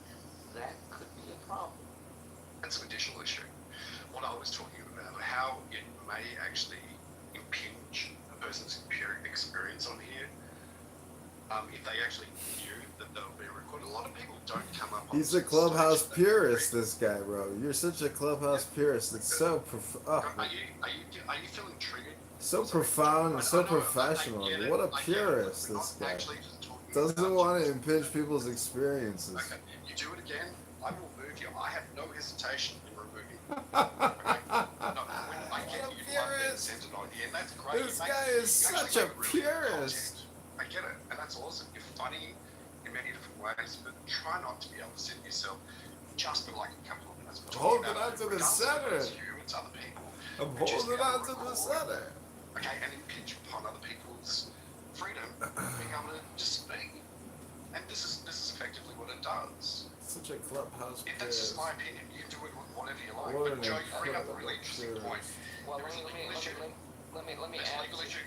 And there's also the issue of people feeling inhibited about coming up on stage and talking, knowing that their thoughts, their ideas and feelings and their voice are being recorded and streamed and then captured on YouTube and other platforms. And this is a big issue.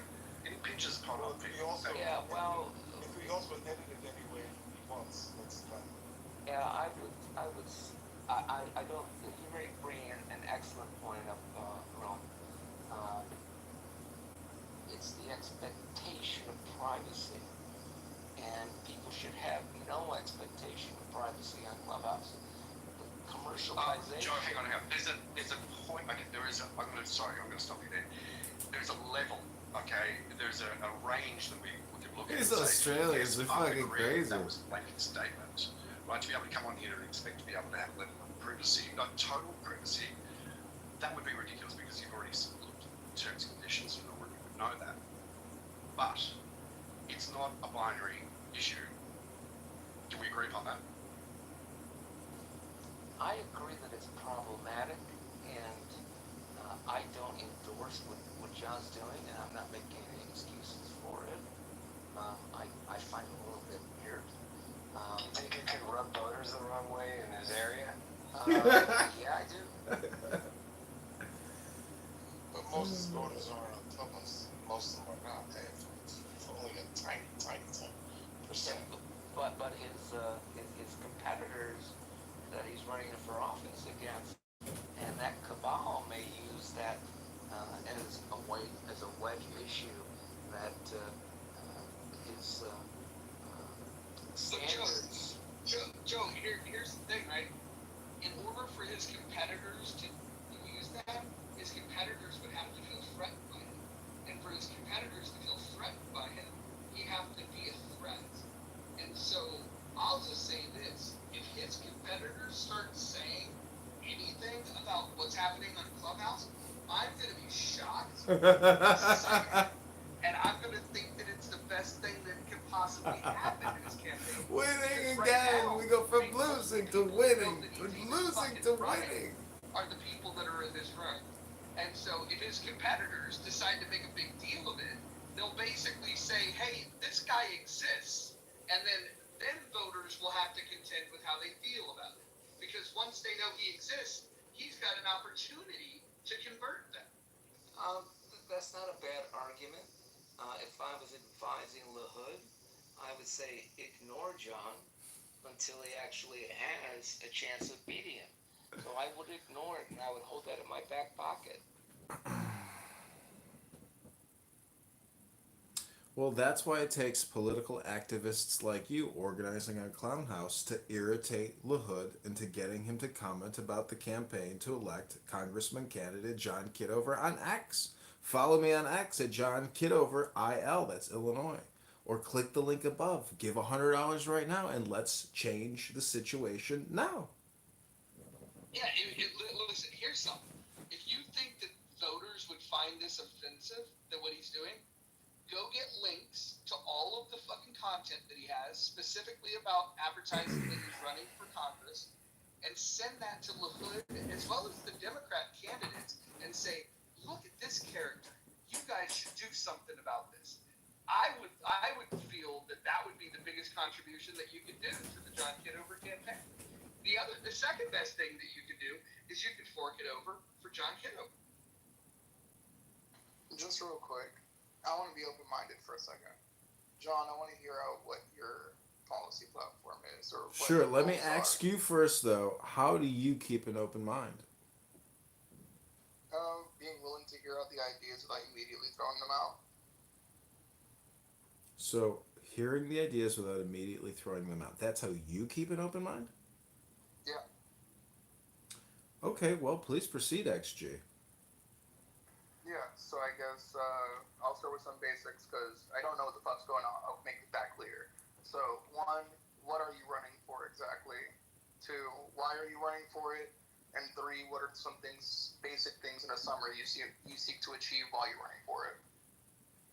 That's an awful lot of questions right now at 11 p.m. at night. And I've been battling Brad all day long on Stolen Valor. So go to Instagram.com/John Kitover. Subscribe to me on Instagram and we will set up a private call, XG. But please follow me on Instagram now. Thank you. I'm going to meditate for 10 minutes. John, that sounds like a dodge. That was a dodge. And then he runs away. He's running away, Mojo. He's running away. He's running away. And Mojo, when you started your room, you didn't have the recording on. You kept it on because you just knew it was innate. Yep. And I was one of the biggest vocal critics of John Kitover. He can vouch for that. Others that have been in these rooms can vouch for that.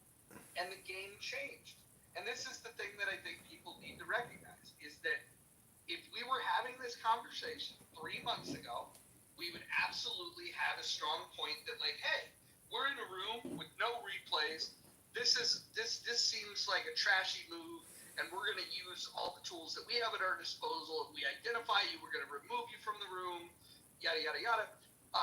But even back then, if you think about it, he could have been recording those rooms without us knowing it, and then instead of doing a live stream, he could have put it up the next day. And the only reason we knew that it was live streamed is because we were getting a real live feedback loop. And so he could have modified his approach, and it would have been recorded and distributed, and nobody would have known. He's been very, very open about the fact that, yes, he's going to enter the room, he's going to stream the room. And I was the biggest target of this. Nobody on this app In fact, I would say all of the other people on this app combined don't add up to the targeting, the specific intentional targeting. The only other person that I think even begins to compete would be Adrian Dittman, and I think that's it's me, it's Adrian Dittman, and then it's the field, right? But we were the top two for sure that were being targeted. When Paul and Rowan decided to change this system where you could pay to remain anonymous, allowing people to record or to live stream without the creator of the room to be able to remove the person, they were essentially saying that we want you to do this, but we're gonna get you to pay to do it. And so they charge people for the anonymous feature. Now I think that if you have a complaint about that, I wouldn't take that complaint to John. I would take that complaint to Paul and to Rohan. I think those are the people that you would want to complain about it to. But think about what you're complaining about. You're going to tell them, hey, you know that feature that you now have a few people paying $5 a month for? I think you should not offer that. And they're going to say, go pound sand. We're making, even though we're not getting rich, we're making a few bucks on it. They made that decision because they would like for somebody to stream it to a different platform, a more popular platform, in the hopes that it would bring more traffic to this app. They made that decision. When that happened, my mindset had to shift. Why? Because I live in a world where there are things that I can't control. That is one of the things that I can't control. So in this universe of things that I can and cannot control, I'm going to worry about the things that I can control. I'm going to not worry about the things that I can't control. And so knowing I can't control it, I have to then say, well, what exactly is he doing? Let me understand it better. Maybe we can find a way where it's mutually beneficial. And that's what I've done. And by the way, the thing that won me over more than anything was the fact that forget about the dumb shit we talk about. I mean, yes, you get a crash out here or there that I've never gone back to listen to a replay of my bullshit. Ever in my life have I done that. What I have gone and listened to are the things that are happening in Amir's.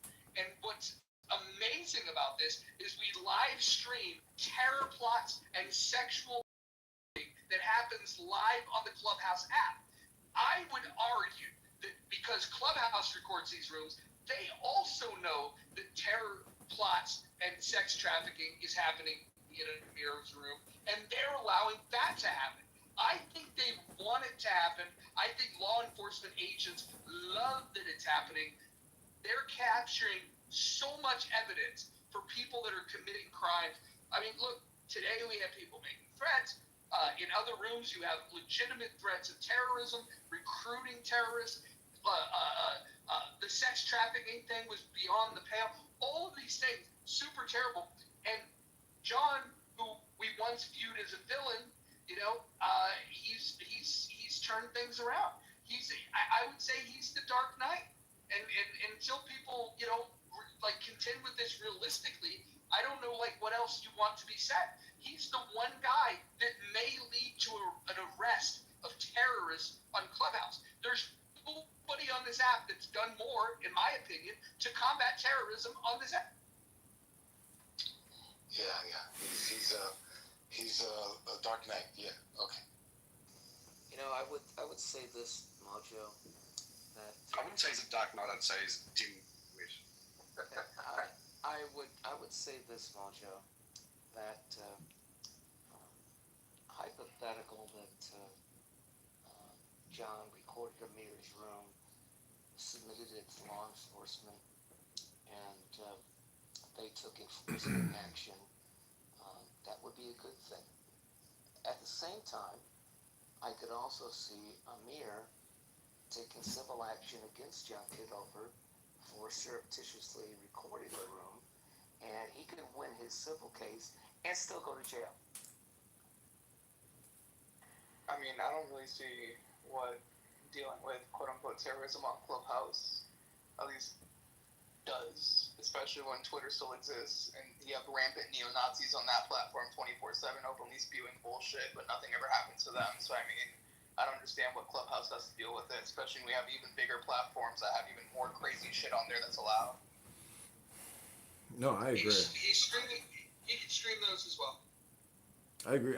I have streamed a lot of these JQ radio rooms, which are Jewish question radio rooms, where they sit there and, I mean, to me, it's it's shocking, but I guess on the internet, I think people's brains are wondering how they can create the most insane, psychotic, scary stuff you've ever heard, and X is full of it. Clown House, I think it's a small enough community where people can identify the road ragers, but even the road ragers don't do what they do on X. X is a different level of like insane, psychotic, like just really annoying people who can't have conversations and they are extremely obnoxious and petty and childish like. So it's annoying to listen, annoying to interact, but I love roasting them and going in there and just yelling at a bunch of these people, and then they see that I'm running for Congress or they think I'm a congressman.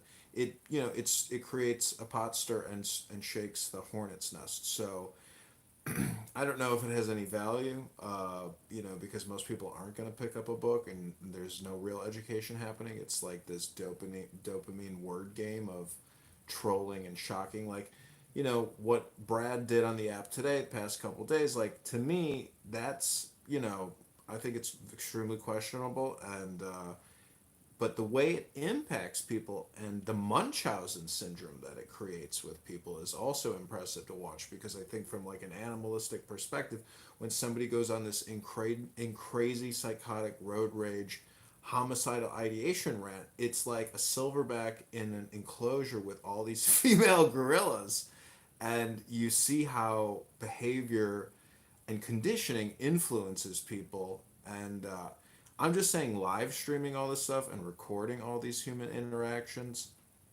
to me, is almost like a psychological observational study, and I'm learning from it. I hope people who watch videos learn from it, and I want to complement it with books that I have. I would really like to figure out a way, how can I get interested in the thousands of books I have surrounding me, and find the time or the desire to even want to read, because I got to say, human interaction is far more dopamine creating than the hard work of extracting information from reading a book. So Clown House is technologically innovating, but also in a way retarding. Just real quick, Judge Mojo, I would like to call for all the words spoke about my client Brad to be struck from the record, please, as he's not present at the moment.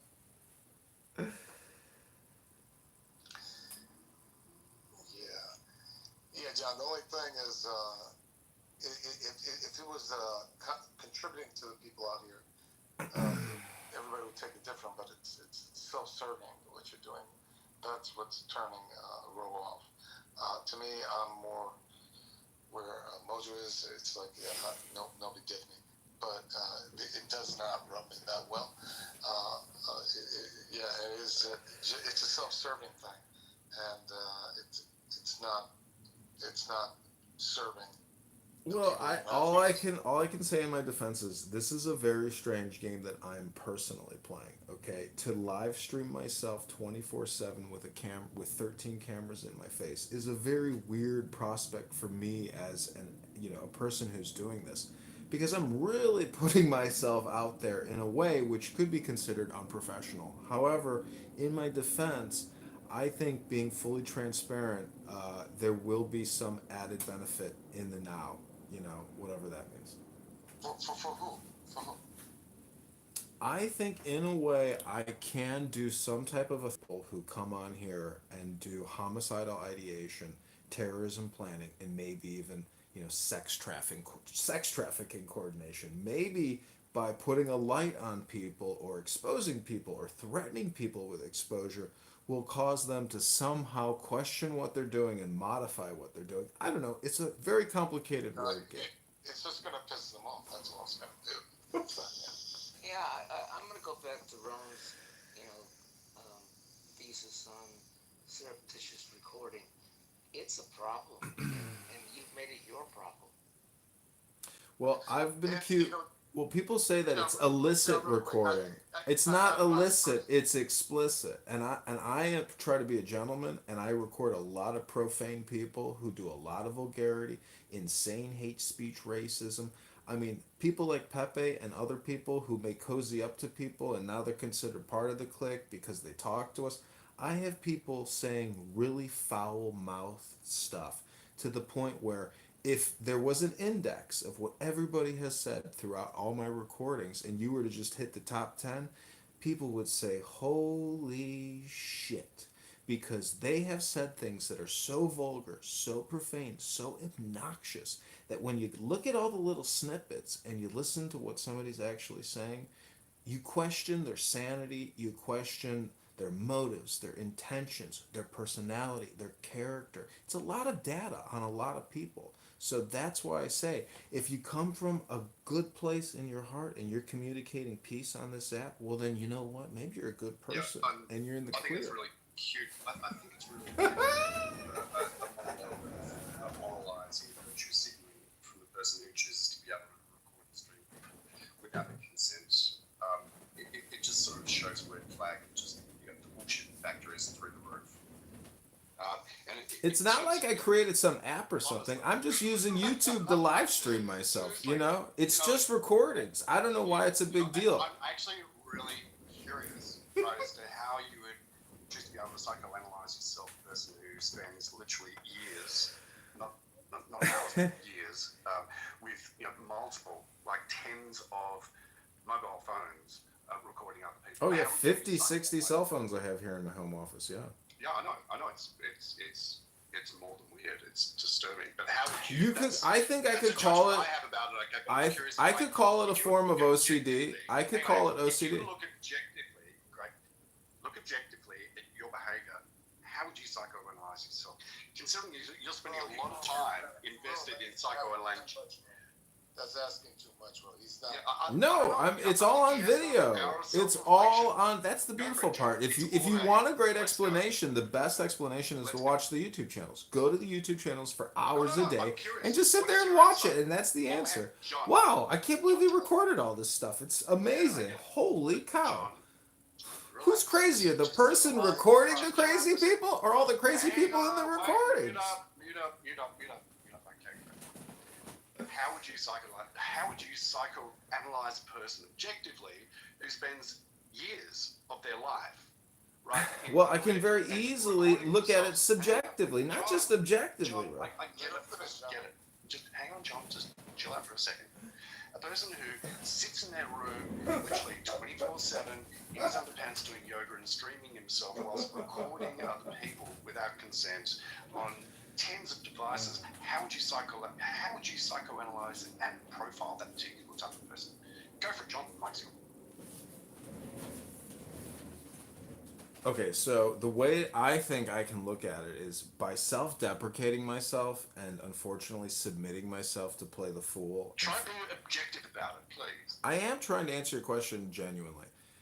I put myself at a professional risk to record myself recording other people. So selflessness, kindness goes both ways. If you think I'm a selfless prick or an egocentric, narcissist, toxic, malignant person, you can't make that determination. That's an all or nothing position. As Mojo has stated in my defense, I have made recordings that are so devastating to some of these people because it is against the law what they're saying.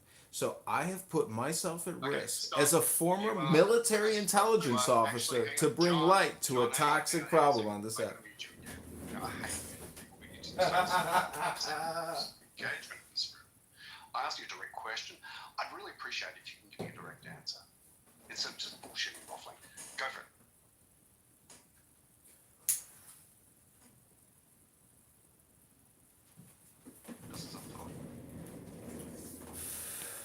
Okay, why don't you just repeat the question again? Because if you're just going to mute me in the middle of a thought stream, you're not going to get the full thought. I don't know what to tell you. I'm helping you to keep on track, John. That's all I'm doing.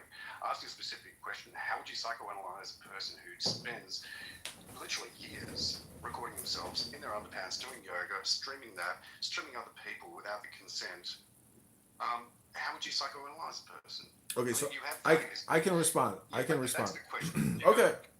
So I think there's two ways to look at this. If you look at the total body of work that I have submitted to the internet, aka YouTube and Instagram, it's 20,000 YouTube videos, 20,000 Instagram videos.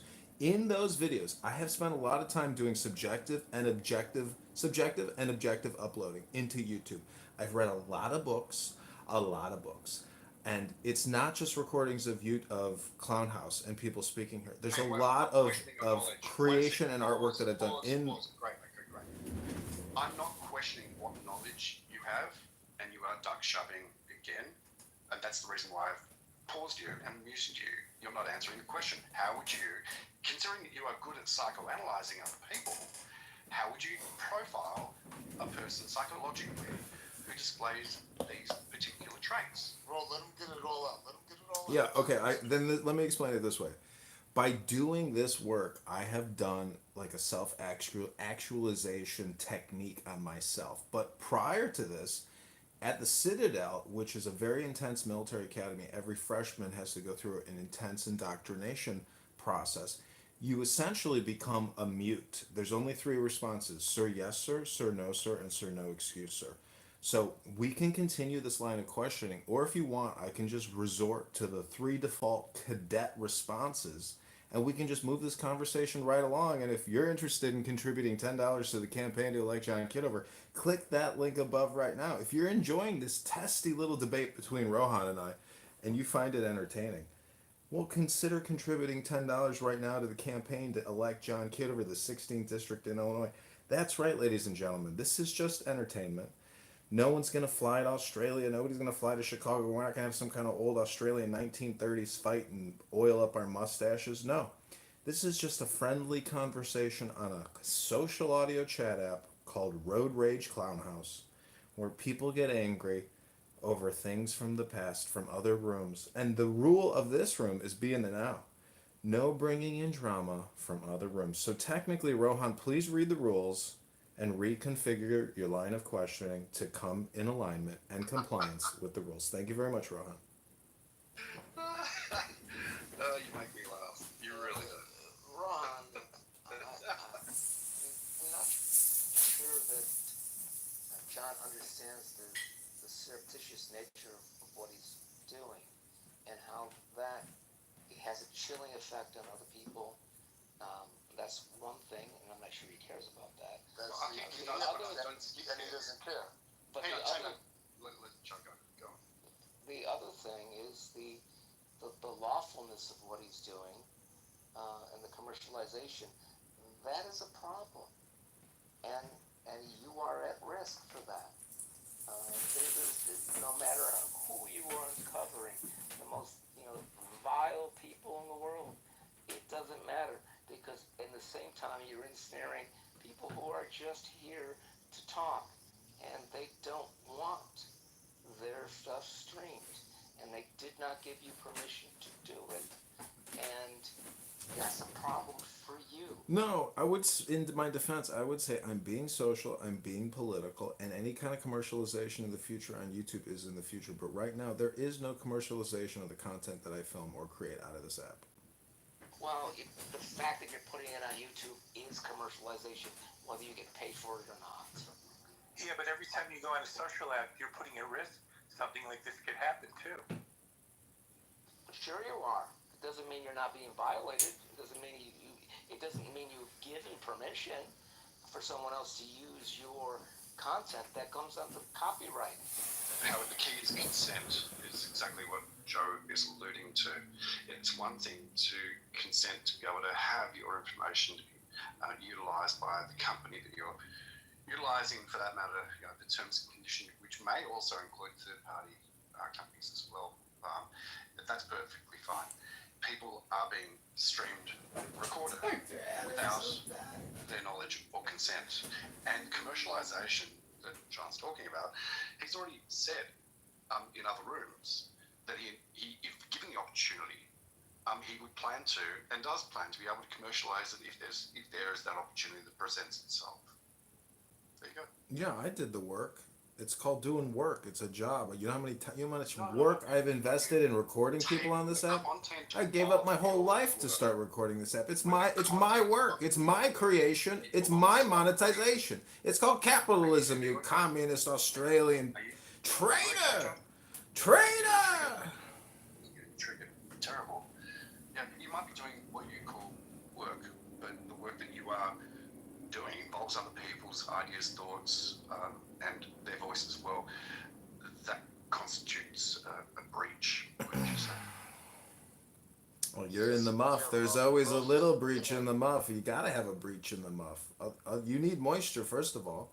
Then you can get a breach in the muff. If you get a breach in the muff and you find a way in and you go straight to the center, well, that's how you get compensated for your artistic endeavor, and you get a critic ultimately at the end. But nonetheless, a critic is. You're breaking the rules.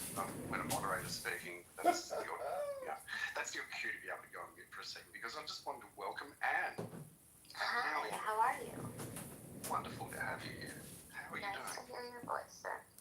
Excellent, thank you. Do you give your consent to be recorded or streamed to any other third parties? I mean, technically when we are in Clubhouse, they're recording all of our voices and they can use it to edit, publish, analyze, and send it to all their stakeholders. So, I mean, our shit's already out there, so I don't give. Or lawyers or law firms, they'll give up all the data, no problem. John, wait I have to assume that by just being on the app that they're doing it.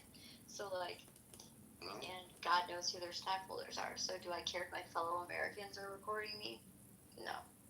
It's fine. Okay, just wanted to let you know. So John Kitover here is streaming this conversation, your voice, ideas and thoughts and feelings, for that matter, over to another service, which is YouTube and possibly another platforms as well. Yeah, X and Clubhouse as well. Ideas. Wow, geez, John, I don't know. X and Clubhouse, everybody. Follow me on X and follow my other Clubhouse accounts. Right. Oops, so sorry. Oops. Okay.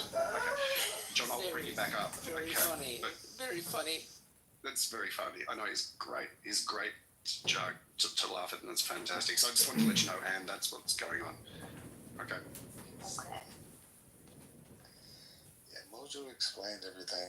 It's very simple, and he doesn't care, bro. I know. I know. Try to get him to see a blind spot. He does not care. Oh, we're gonna have a debate. We got Darren LaHood on stage, or at least a representative. Oh no, it's Dr. Adams. I'm just supporting Darren LaHood. You know, I'm with the LaHood crew, so I'm definitely supporting Darren LaHood. You know, Brad and I were actually, we were talking. We were thinking about going half on $1,000 a month apartment just to have an address out there to vote. Okay, just to vote for LaHood in his own district. Okay, because we believe in LaHood's vision. Okay, we believe that LaHood is good for the hood. I'm gonna restart this live. Hope you're enjoying it. That was pretty funny. Just because you've given explicit consent to Clubhouse